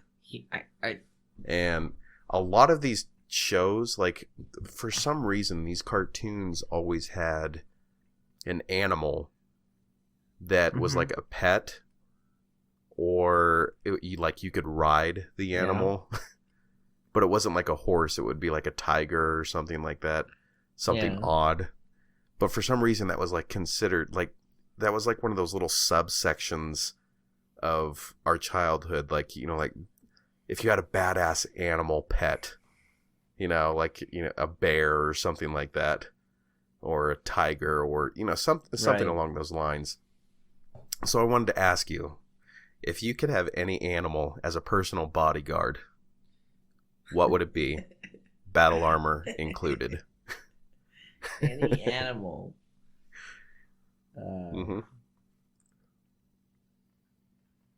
I won't judge you. Me. Well, I might. Just a little. I mean, I'll pick Goku on his Super Saiyan 4 like form. Oh, so you mean like that? Oh, I can't even remember the name of it. Yeah, the monkey. No, thingy? I'm just kidding. Like, no, there's one cartoon that I used to watch a lot. I think it's called Brave Star. Oh, I love Brave Star. It is. Dude, Brave Star is fucking awesome. He had he had the horse that you would turn human and have a fucking shotgun thing. Yes. Yes. Like, I want him. At the pictures. I want that horse. Okay. Yeah, so he's like a sidekick. I can mount him, and then I can be like, okay, dude, like, and then he just stands up, and he's like, and look, like he has like the armor on his arms and legs. See my friend over there? See his gun? Like, he's gonna shoot you. And if you don't listen, see below. It's like, yeah, you're gonna Brave Star. Holy shit, Zumi. And he was wasn't he an Indian? Yeah. And he himself, like the I can't remember the name of the main character, but he himself had powers. Like, so he had eagle eyes, he had the strength of a bear, and he had the agility of a puma. Right? Do you remember this? Yeah. Well, I'm looking up. Hang on. I'm looking up his profile here. Let me see. Brave Star. Native powers. American. Oh, there we go. Native American Marshall Brave Star. I guess that's his name, Brave Star. Okay, so you have the comic Vine, and then there's a Wikia. Okay, there's a whole Brave Star Wikia. Okay, here we go. The strength of a bear, the speed of a puma, eyesight of a hawk, and the hearing of a wolf. Yeah, that's so badass, dude. Now, Stampede was his sidekick. I would definitely take Stampede as my pet. Okay. See, I would have chosen a tiger just because, you know, I was going to go simple, but I'm not as creative as you. As soon as you said that as like a pet, and I'm thinking Brave Star, like fucking horses. Well, now that we're getting into cartoons, do you remember Street Sharks? I do remember Street Sharks. Sure. Street Sharks, and I think it was Wildcats was the two cats that like flew a jet fighter. Remember that one. Oh my gosh. I think it was Thunder, or not Thundercats, but like cats. let's see how powerful Google is. Cats that fly like jets. Jets. I remember Samurai Pete. SWAT cats. Samurai Pizza Cats. That was one. Oh yeah, SWAT cats. I'm looking up right now. and they flew this like fighter jet. Oh wait, no. Do you see Oh this? yeah, I remember this. Yeah, it wasn't big, but I thought it was kind of cool. And they flew that badass like red, purple, and black jet, or something like that. But oh look, Street Sharks is in the related photos funny. here. Street Sharks, gargoyles, I obviously. had the action figures for Street Sharks. They were actually pretty good. Like they were big. Oh, you mean like the hand ones, like the puppet ones? No, like the actual, the actual action figures. They're really, really big. Yeah. But you remember the hand puppets, puppets. They were fucking awesome. I mean, that's impressive marketing, by the way, that they're able to sell hand puppets to kids in the 90s, you know. But oh my gosh, yeah, Darkwing Duck. It was one of the obvious ones. I'm trying to think of another. I think it was like Cows of Moo Mesa. I think that's what it was called. Oh yeah. The Cows. There's a video game about the cow voice. Yeah, the Cowboys. There's of a Moo video Mesa. game of it. There's an arcade game. Dude, these shows were so bad was really, really fun to play. I remember that. Oh yeah, I mean, oh gosh, I don't think this was on for very long. It was a show about this little kid. He was like a toddler, and he had this pet, or not pet, but it was like a stuffed animal alien, and he used to imagine that he would fly in his starship and go on all these adventures. I think his name was like Max or something. Mighty Max? No. This is like an actual human child. I was gonna say Mighty Max was the bomb, dude. Baby cartoon. Now this is all like Nick tunes, I think. Fantastic Max. There you go. It was a fucking weird show, but it was pretty fun when I was a little kid. Look this shit up. You might remember it. He had like a robot toy and this alien thing that he used to like. The alien toy could like do like certain stuff. What's it called again? Fantastic Max 1X. Are you seeing this yet? Yeah, dude, that's not. No. Don't remember this? I mean, okay. It kind of looks like a cheaper version of Bobby's World. Do you remember now that we're on that, do you remember the company DIC? DIC? Yeah. They used to have like the little fanfare that would come up and like a kid would say, yeah. DIC. Yeah, I remember that one. But it just says Dick, you know. Dude, that was DIC Company, DIC Entertainment. Dude, this is like throwing me back. Like I'm gonna go into a wormhole here. I better get out of it before we get lost. But yeah, there you go, DIC. Wow, dude, this is crazy, Zoomy. Well, anyway, but yeah, I wanted to ask you the whole pet thing because. Dude, that was huge. You remember that? Like people would say, like, "Oh, dude, I got this like snake pet," or you know. I think it all stemmed from like Dungeons and Dragons and Magic and all that, and like they kind of like pulled off from He-Man and the Masters of the Universe and into this whole thing. There's a bunch of other cartoons that I just can't remember the name of, you know. But cartoons were huge when we were kids. I mean, that was the thing, you know. They had the Pirates of Darkwater. I've said that 1,000 times. That was one of my favorite shows to watch. But anyway, yeah, there you go. Are you looking around? Yeah, I am. Are you falling into the wormhole? Yeah, I gotta get out because otherwise, it won't end. I know, right? And this would just be a terrible show for the rest of it, and then we'll just be like, shit. Listeners are probably going like, "You guys are like fucking totally." I know that it's English that's coming out of your mouth, but it's just like flying through. We could go into like Star Wars lore or Lord of the Rings lore or Game of Thrones lore and just totally lose our audience. Let's switch it up a little. Let's talk military, because we haven't talked military in a while. So we haven't. So it's been a long time. You know, I do have a. Well, you probably will remember this, but there was like a certain. There's a certain someone. That. I think I already know who it is, and you haven't even explained anything.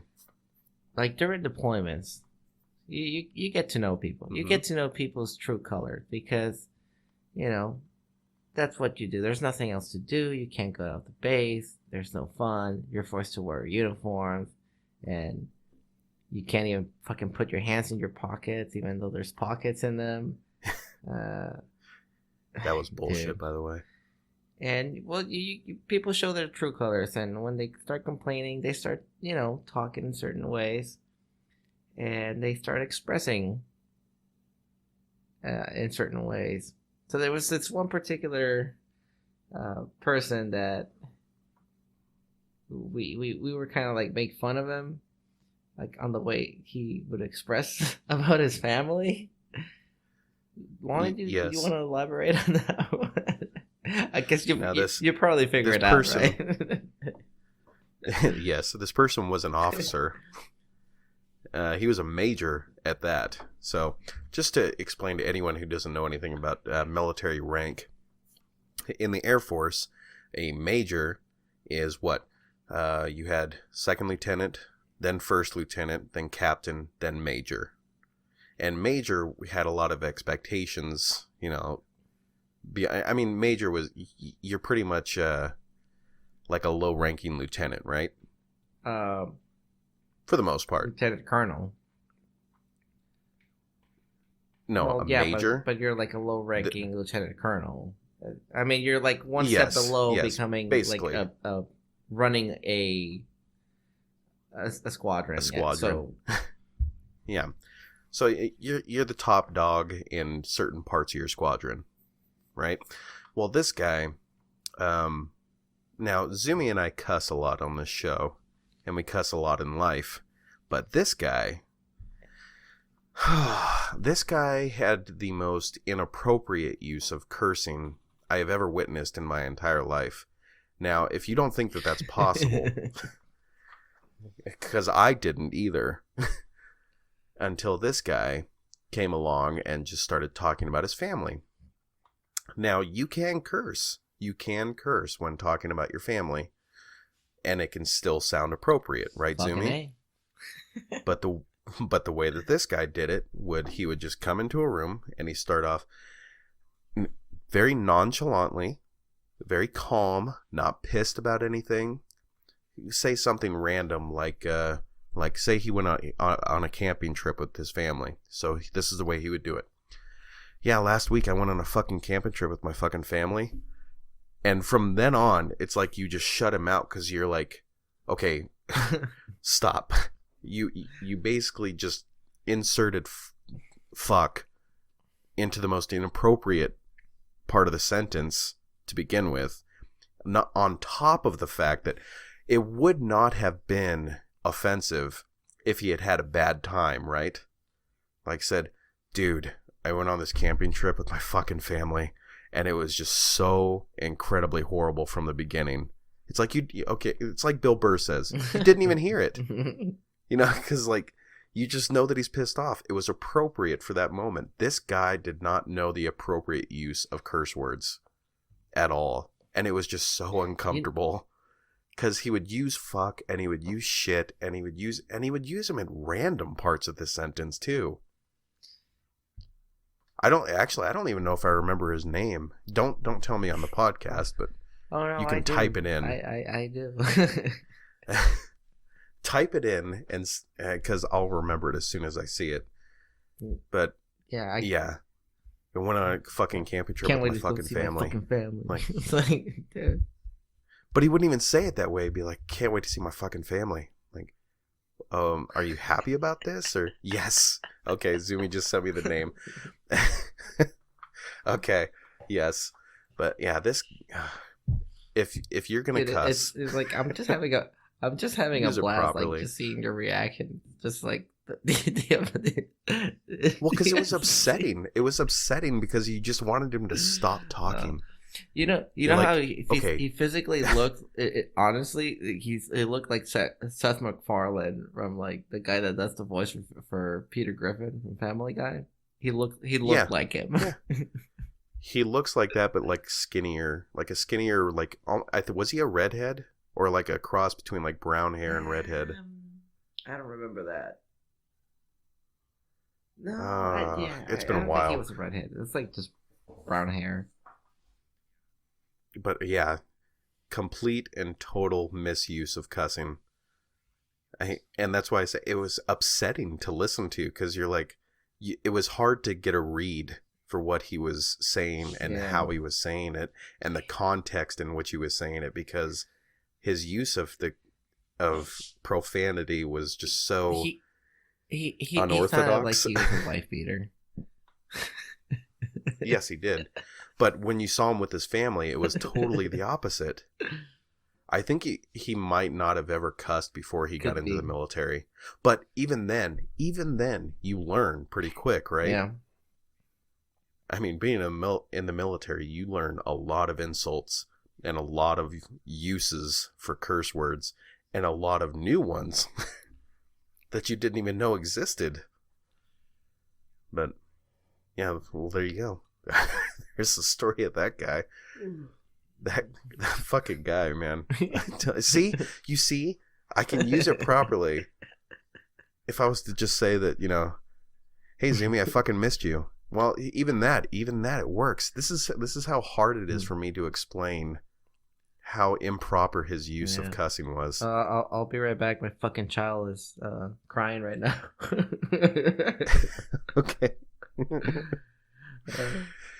Oh, you mean like you're just giving me an example? Yeah. Okay. See, but you have to say it in like a way that, like, you're happy to do it, and that would be the way that he was doing it. Be like, yes, I get to go to the fucking store with my fucking kids. I'm so excited. Like, okay. Are you? Are you really? No, but yeah. I mean, there's definitely a lot of characters in the military, and that's an understatement. That was one of them. But I mean, he's still a human being. Yes. Oh, and whenever they said it was a small military, meaning like it's like an analogy for being a small world, that is no joke. Like, you see people that you used to either like go to school with, or you had met once, or you're like just random people that are all of a sudden in the military, or you had those people that you used to be stationed with, or that went to school with you, or like tech school with you. And like you would just see them in random bases around the world. It was an odd thing. Yeah, especially if I bumped into like a couple of people that I really didn't like, and all of a sudden they're like, oh yeah, and they're trying to be like old buddy with you. You ever had that? It's like yeah, dude, no, like no, yes. Well, I did have a couple of people that I went to high school with that there was one girl, she had graduated like a year after me from high school, and I saw her at Manas Air Base in Kyrgyzstan, and I had no idea she was joining the military. It was just one of those things, like I think I was walking to the BX there, and I saw her, and I'm like, Shauna? She's like, holy shit. She's like, I didn't know you joined the military. I'm like, dude, I graduated a year before you. How did you not know? Everybody knew that. Like, our school was like 400 people total, But yeah, it's just one of those things that it was another guy that, he ended up being a firefighter in the Air Force, and then does that on the outside now. And I saw him, and I'm like, you were in the same graduating class as me. How did I not know that you were joining the military? But yeah, happens all the time apparently. Or Army guys, you'd see a ton of Army guys that you'd know. But that was for me. I mean, I know that it might be different for you because you had. I mean, you're from Mexico. Oh no, I So I it's a definitely little bit did not different. have any like people that I knew before. Like I know I had a cousin that joined, but I think he joined the Navy, and it's on my Yeah. dad's side. But it's like I don't know. If you put him in front of me, I'm be like, who are you? Yeah. Well, I do work with a guy now who was DOD at the same time you and I were in the Air Force, and he was in, I think, Al Udeid and Al Dhafra at the same time as I was. We didn't know each other then, you know. So it's interesting. Be like, oh, dude, you remember that dust storm? That one does. Like, holy shit, where were you? You know. That's funny. No, yeah. When I think I mean you know this, like when I joined in, like it having people not being able to pronounce my last name actually worked out well for me, because Yeah. when I got out, like Sumi's really easy to remember, and everybody. I Yeah, never know use you your don't. real name. Like my coworker started calling me Sumi, and I'm like, what the fuck? Like, you're not allowed to do that. It went from Robert to Zumi, like that, you know. Are they listening? I hope so. They listened to the last one. They thought it was fucking hilarious. They really enjoyed that you like got into the questions. I was genuinely you're interested. So into it. It's so funny. And then somebody told me like, "Oh, now I know what you're into," and I'm like, "Oh." Yeah, I'm not into that, by the way. Just to put it out there, just because I was asking and I was interested to know does not mean I was totally into it. He's totally into it. I'm a closet sadomasochist. But anyways, I digress.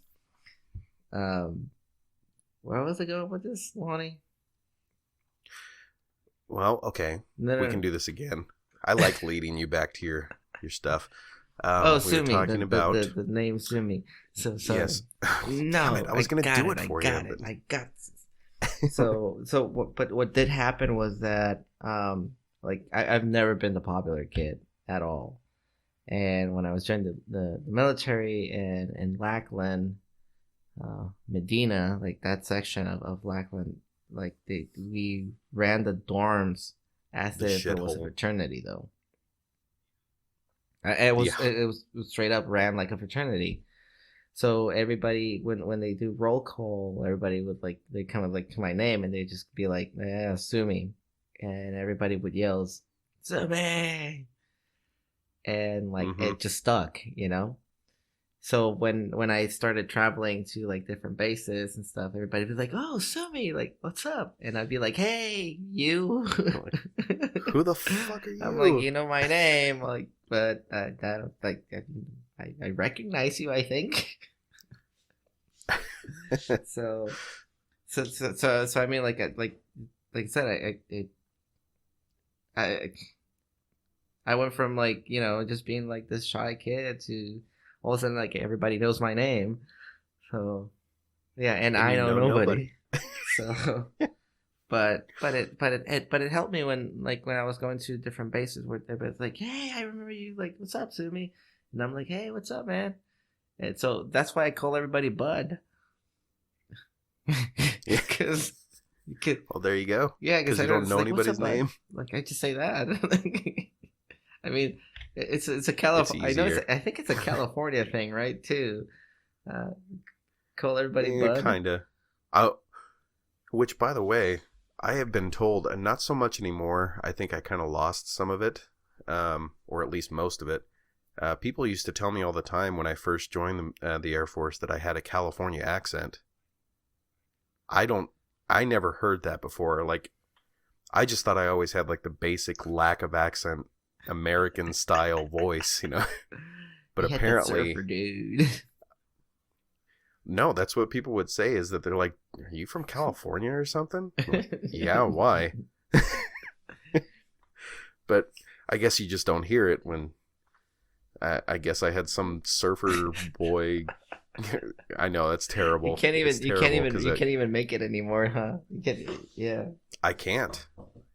And then my friend's dad, Curtis, his dad told me after I had come back, like on, I think it was just like the little short vacation, like right after Oklahoma, Oh yeah, right yeah, after yeah. flight training.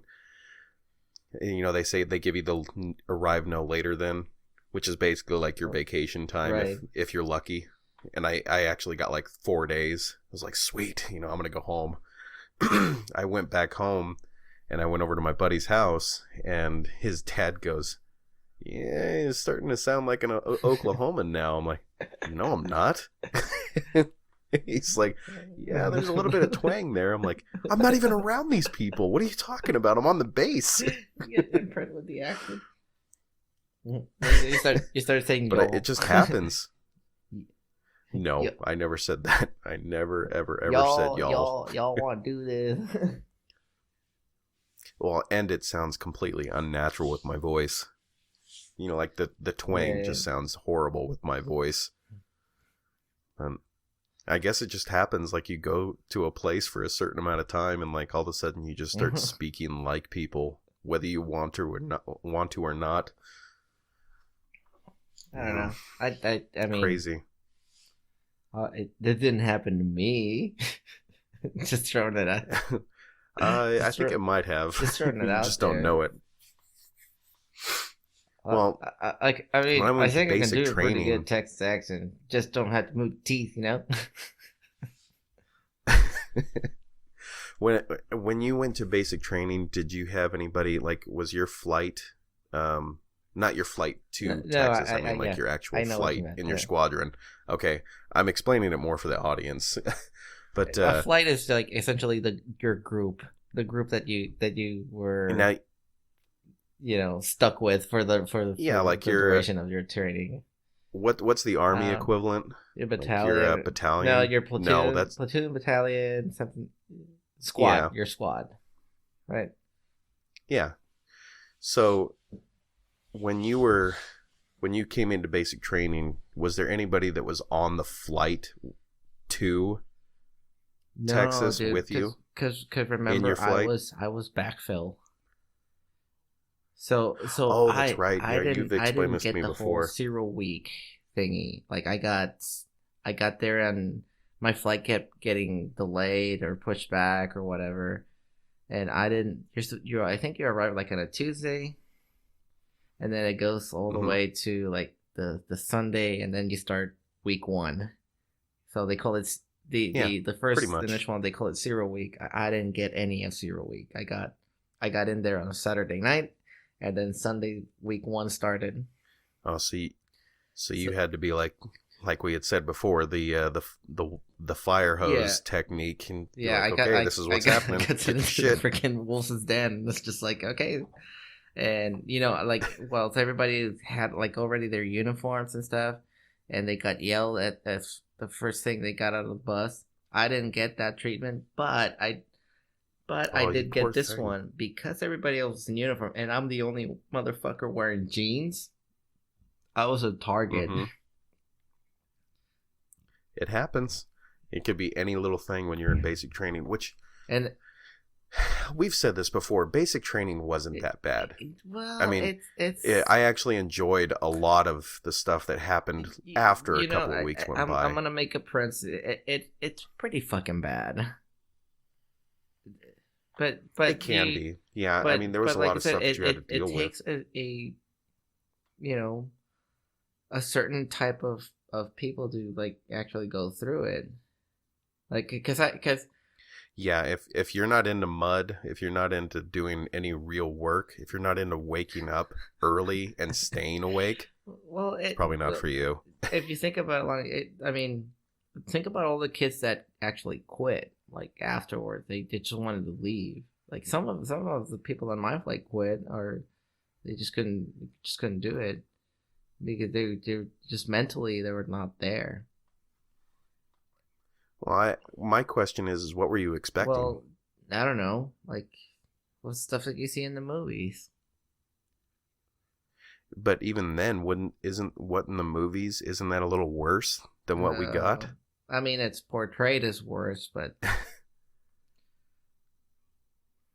So what I'm really asking is, like, if you're one of those people that quits during, is it more you thought you could handle it, but you get there and you're like, this just isn't for me? Or is it you were not expecting it to be I what think it it's is? a little bit of both, though. But I guess what I'm trying to say is that it does take a special kind of stupid to go through it. Yeah. I mean, because all of it's Yeah. voluntary. If you really think about it, I mean, you can quit. You can quit. And, I mean, they threaten you with things like saying that you'll get a dishonorable discharge and all that stuff, but they had programs, for you to, like, say, like, okay, this is, like, they'll even sit you down and be like, this is basic training. You can get through it. You can do this, this, and this, and we'll get you through basic training. Or you can just quit. And what amazed me is that people would just straight up quit. It's like, and that's why I say my question is what the hell were you expecting? I mean, because you know that you're going to get yelled at. You know you're going to wake up early. You know that you're going to be doing running and push-ups and sit-ups. You know that you're going to have to trudge through mud. You know you're going to have to do all these little random things that are just really annoying and hard. I will say this, like, this was like a shock for me, because I mean, I think I've told you, like, during flight school, like, all of the I failed most of my fucking tests. Like, I almost did not graduate. And so it wasn't that bad. But put yourself in my shoes for a little. English is my second language. I've never done any, like, testing or anything like that in English. Like, no, like, math problem, and all of a sudden you put me in an engineering type job where I have to like fucking, I'm like, I didn't fucking even know how to read the word ailerons. I'm like, aileron. So, oh, that's brutal. So, but you know what they are. That's the thing that sucks. Is that so I'm like, fuck, dude. So I've never done that before. Never taken any tests like that before.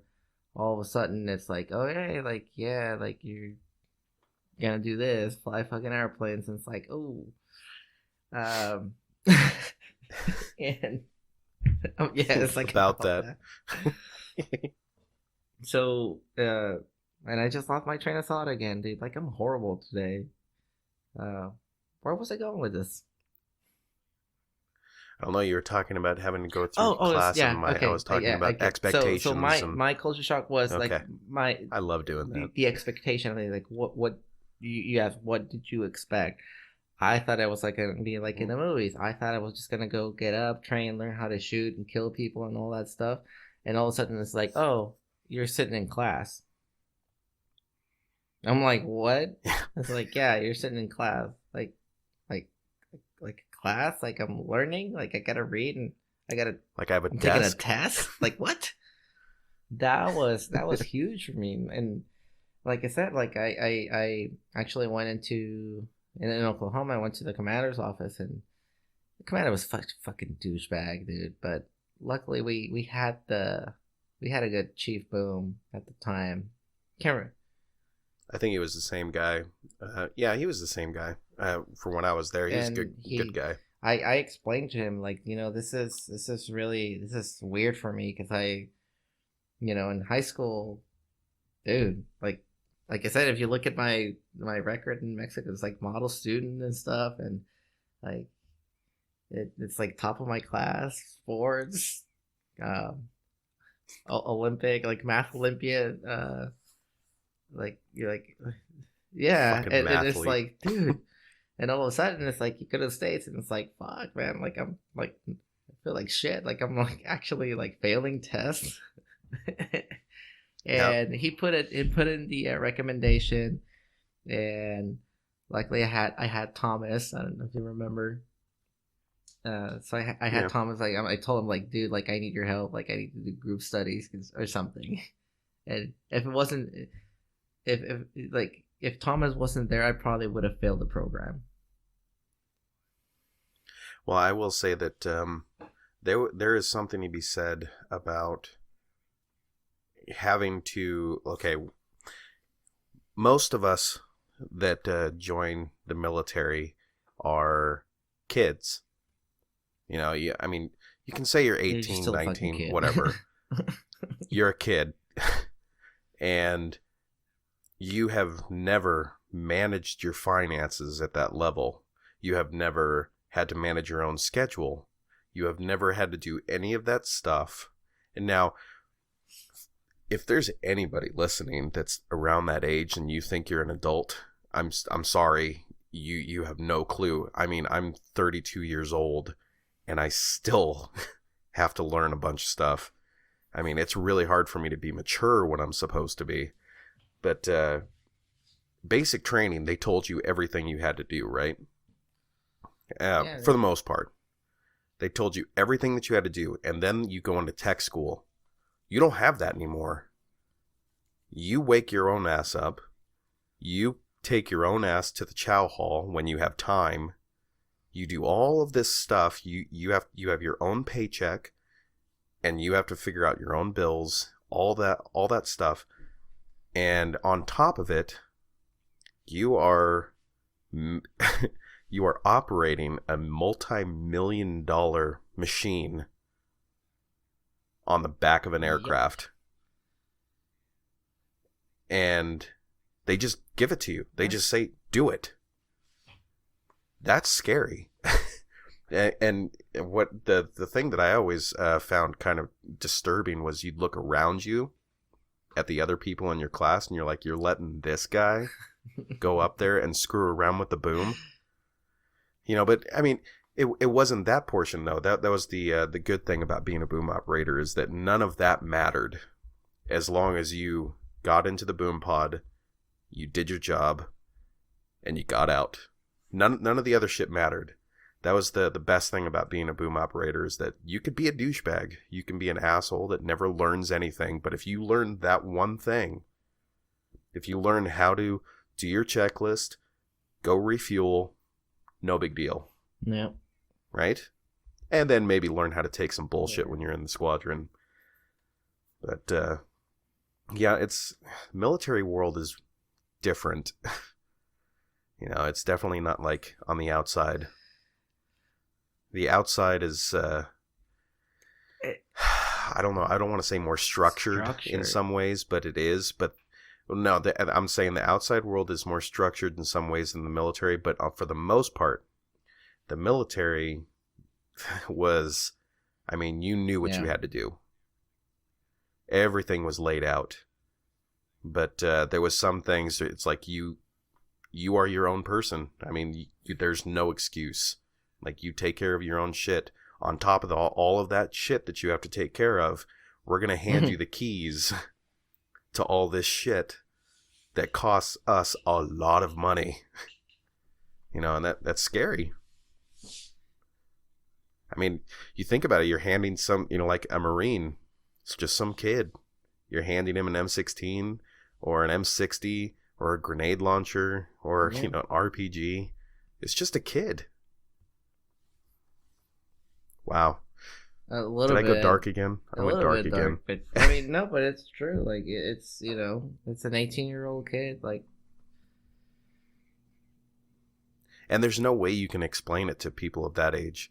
There's no way that you can get them to understand what they're getting into. That's why I think that most recruiters don't give a shit. They just get you in and get their quota. Yeah. Yeah, I mean, because there's no other way. The only way you can learn is by being plunged into it. I guess my advice would be for, like, anybody thinking of joining or whatever, if the recruiter sounds like a salesman, that you don't want that recruiter. You want somebody who's actually gonna be straight up with you, and you can always ask him okay, so where have you deployed? And if the motherfucker says oh, I've never been deployed because I've been a recruiter, then yeah, just walk away. just walk go away. next door. Or you can send us an email and be like, hey, okay, I'm thinking of doing this, and we'll find you. I'm still well connected in the reserves, and so Lonnie, I don't know. You've been that's out, the thing out is that, for a while, so. But you know, if you're looking like to like the how the process works for like reserves or active duty, like you can send us an email. We'll gladly answer that kind of question. Like, well, and some of my advice for certain jobs might be a little dated, but if for the most part it's still the same content, like the content of the job anyway. So if you were like, if anybody out there is thinking about joining the military and you're wondering, is this a good job for me to go into in the military? Even if it's like, we're Air Force, but even if it's Army, Marines, Navy, Coast Guard, you can still ask us and we'll probably know at least a good portion of it. And if we don't, we know somebody who does. And we'll tell you, don't be fleet services. Yeah, that... You do not want to be dumping latrines there's something out of called airplanes. open general. Never sign for open general. Never. You are much better off just signing up for infantry in the Army than signing up for open general. If at least you know open what general. you're doing. What you're saying is that like, oh, I'm open to do whatever shit job you're willing to give me. And it's like, no, you gotta. And that's meant for convicts who have a choice between military like, or jail. One of the things that I've recently learned is that you are the prize. So it's not about like why I should join you. It's like what should or vice versa.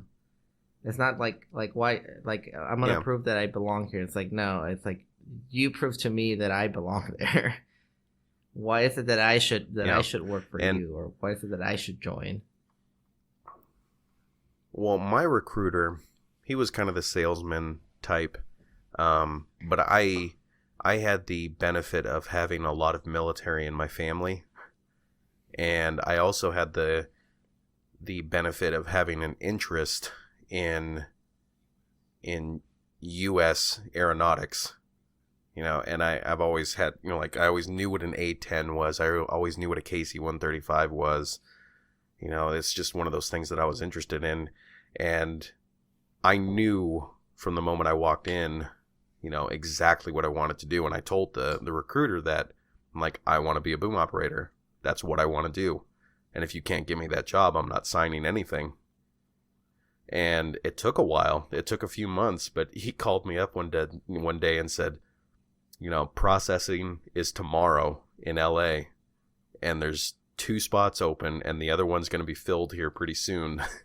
I was like, all right, I'm going. And it ended up being during Christmas time, but but it wasn't bad. I mean, I got the job that I wanted, but if you don't know anything about the military and you just go into a recruiter's office not knowing anything, that's like going into a car dealership not knowing what car you want to have. To me, I'm like the luckiest fucking person on this planet. Can I share this, Lonnie? Like, because I know we're running like low on time. Because I think it's important for other people to hear. I'm precisely that. Like what he just described. Like I was the kid that didn't know shit about like how the military works. I didn't even know. Like I said, I had no military background. Like nobody to guide me and say like, hey, this is how it works. This is how the process works. And the fucking recruiter sold me the open general one. So I listed all flying jobs as my main ones, and then a bunch of medical ones. Right? So like anything related with medical I wanted to do. And he's like, well, these are really, really hard to get. You're going to be waiting for a while. When do you want to leave? And I'm like, well, I want to leave as soon as possible. It's like, well, you're looking at about like 6 to 8 months with this list that you have.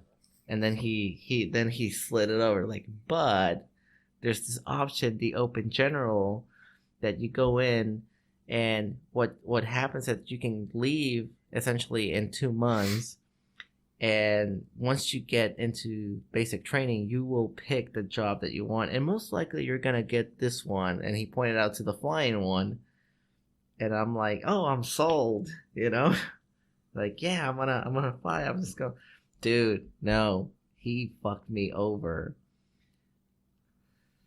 Yeah, because you would have been something like MP, or well, they don't even call it MP. Man, it's been a while. Security Like forces. security.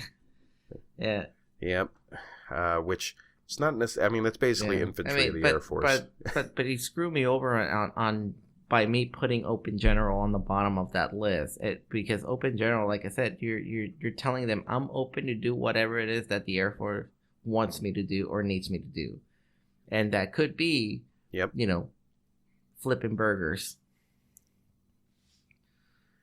Which was not necessarily a bad job. Services it's not a bad job. A bad job, but it's certainly not but it flying. Definitely was not what I wanted. And what I wanted was either to fly or go into the medical field. And but like I said, I'm the luckiest person in this fucking planet, because 2 weeks later he says, "Hey, there's a flying job opening. Do you want it?" And you're right, lucky I'm lucky that he called you. me first, because I was like, well, can I? Like, well, when does this leave? And he's like, it leaves tomorrow. And I'm like, can I think about this? And he's like, no, because I have another kid lined up, and he's most likely gonna say yes. And how true that was, I really don't know. But it might have been true. But like I said, I'm like, all right, I'm down. So I had to like say all my goodbyes in like a span of like 14 hours or so, and then my flight got delayed, and like I said, and so you're just sitting there with all your thoughts and like, okay, I have to process all this information I was like in now. In a hotel. They had me in a hotel for a couple of days, and I'm just like, shit, like when am I gonna leave? I remember like when I flew into Texas. Like, I was there, and I found a couple of guys that were, I guess, going to their tech school, and they started talking to me a little bit, like, like, yeah, somebody's gonna pick you up and whatnot, yada yada yada, and they're like, dude, like, I'm alone, there's nobody there, and luckily there was I think I found like a USO, and the guy the guy asked me, like, what are you doing? And I'm like, well, I'm supposed to be here for basic training, but I don't know. And he actually called the base and was able to track down the appropriate people, like, to send me a car or somebody to pick me up. Yep. And that's military life in a nutshell. Just like, but I was like so freaking scared. I remember I called my mom and I'm like, I think I made a mistake. I don't know if I should be here. Like, I was like, I don't. You're like, I don't even know if the guy fucked me and took like my I don't know credit if card I'm like in the right like place. Like it says Lackland, I guess. so yeah. So my advice to you guys is like that Open General, don't go in there. Don't do it. Like, pick the ones that you want. And if by any chance you say, oh, your score is too low, then just say, okay, I'll come and retake the test next week until I get the until I get the fucking score that I need to get that job. Because that's at least 4 years of regret. But it's I don't want anybody to like go to the stuff that I went through, especially if they get screwed. Like, can you imagine, Lonnie? Like, if like, okay, it's like, all right, you leave tomorrow or next month or whatever, in the Open General, and all of a sudden, like, I don't get a flying job or what I wanted. Yep, I wouldn't know Zumi. Yeah, that'd suck. So, I'm actually kind of sad right now, like, for real. I can't imagine life without Zumi. Yeah, I mean, it's like I said, we do care about you, so send us an email if you have questions about that. Especially new military members. Yeah. I have a special place in my heart for you and people. Even if you're already in the military, like I said, we do have a lot of wisdom. I know we like it at points it may sound like we complain a lot about the military, but I enjoyed most of it. I did. I mean, yeah, like you say, we complain a little bit, but you know what? It wasn't that bad. Not that bad. But it can always. There was a lot of shitty it can always stuff, be better, but you know what? Right. And that's one of the things Yes. that the one thing I do regret, Lonnie, when I got out is that I didn't leave Fairchild better than when I found it. I left Yep. March better than when I found it, but not Fairchild. Mhm. That's like the only like small regret that I have. Well, yep. And now Fairchild is not getting the new Really? tanker. You see what you did? Oh my Yeah, did you God, see what you really? did, Zumi? They opted out. Wow. They did it voluntarily. They're keeping the 135s. So who's getting the new one? Everybody else Everybody except else. Fairchild. Wow. Yep, pretty much. I mean, all the major tanker bases are getting the new tanker, but they're not. And they were the top Yeah. in the running Yeah, to get it yeah. first, Wow. and they opted out. I want to talk to their commander. Like, what are you thinking, dude? But whatever. Maybe you know. because of the long flights. You know. It might be, but even so, you'd think they'd be able to come up with a deal and say, let's let our old planes, kind of, let's get our Yeah. usefulness out of them first. Because those things will run, those things will probably run for another 10 Yeah. years at least. But, yeah. No, I I didn't. can't believe you didn't know that. I honestly didn't. Yeah. Yeah, Fairchild, well, maybe it's because I live up here. I live right next to it. Maybe that might be Yeah. why I know Wow. about it. Yep, they opted out. Doesn't make any sense. All right, Zumi. Well, we've gone plenty over. I mean, we're almost hitting with our break. I'd say about 2 hours and 20 minutes. So Well, actually, no. Wait. You can run the outro and yeah, stick for after the outro, and I'll have a special message. okay, all right. Well, Yeah. you want me to do the outro now? Okay. Hold on. Shit. I'm totally... Okay. Well, that's probably going to do it for us. This episode of the Nothing Better to Listen To podcast can be downloaded on iTunes or Google Play directly from shoutengine.com. You can leave us a review on iTunes or Shout Engine or pretty much anywhere we have our episodes uploaded. Give us a review if you enjoyed the episode or if you hated it or if you just want to say something. Our bumper music is provided by bensound.com. Be sure to like us on Facebook. You can talk to us on Twitter at NBTLT Podcast. You can always send us an email with any of your questions or comments at nbtltpodcast@gmail.com. Soon to be on our new website. The NBTLT Podcast has a new Reddit home as well. Well, it's not necessarily new anymore because we've had it for a few weeks, but it's reddit.com/r/NBTLT. Oh, yeah, we can. No, I'm Sorry. just gonna say Go like ahead. I'm gonna try and get another guest next week. But Oh, yeah, okay. I'm not gonna give you like a. It's kind of tough to like top Sir Jag though, you know. But I'm not going to say we're going to top him just because I don't want to be rude, and I don't think you can, honestly. But I think that he was the perfect first guest. I said it on the podcast, and I think he was a perfect first guest for our forum that we have. So I'm gonna try and get a sports psychologist. I'm still getting one of my friends, formerly a pilot in the Air Force, flies for I think it's American now, American Airlines, and he ran the Playboy. He was the director of the golf tournaments for Playboy. So Very cool. It's oh no, he has probably got some good amazing stories. stories. One of the funniest men alive that I that we have to get him in the podcast. Like he has to be. But it's kind of hard to track him down. Okay. I'm gonna try and track him down this week, so we can have him as a guest. Well, I'll try to get some of my own. I have a few that are actually really wanting to be on the podcast. They're not quite as fancy as your guests, but they are very interesting people, to say the least. But either way, we'll have our next guest. And soon. I didn't want to I didn't want to give it a update, Lonnie, like because I recently went to that certification, that hypnosis certification, and I actually worked with somebody, right?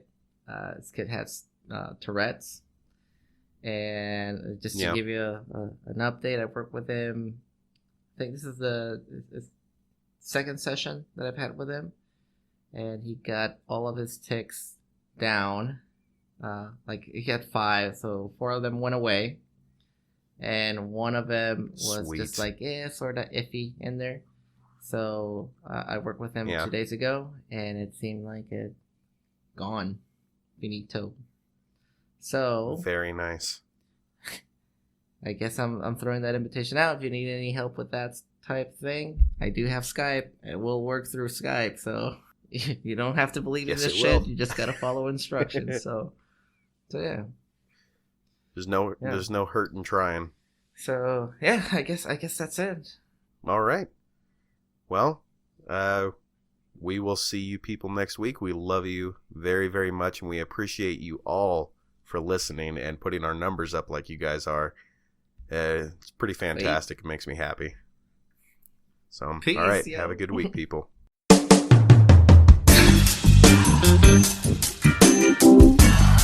Thank you.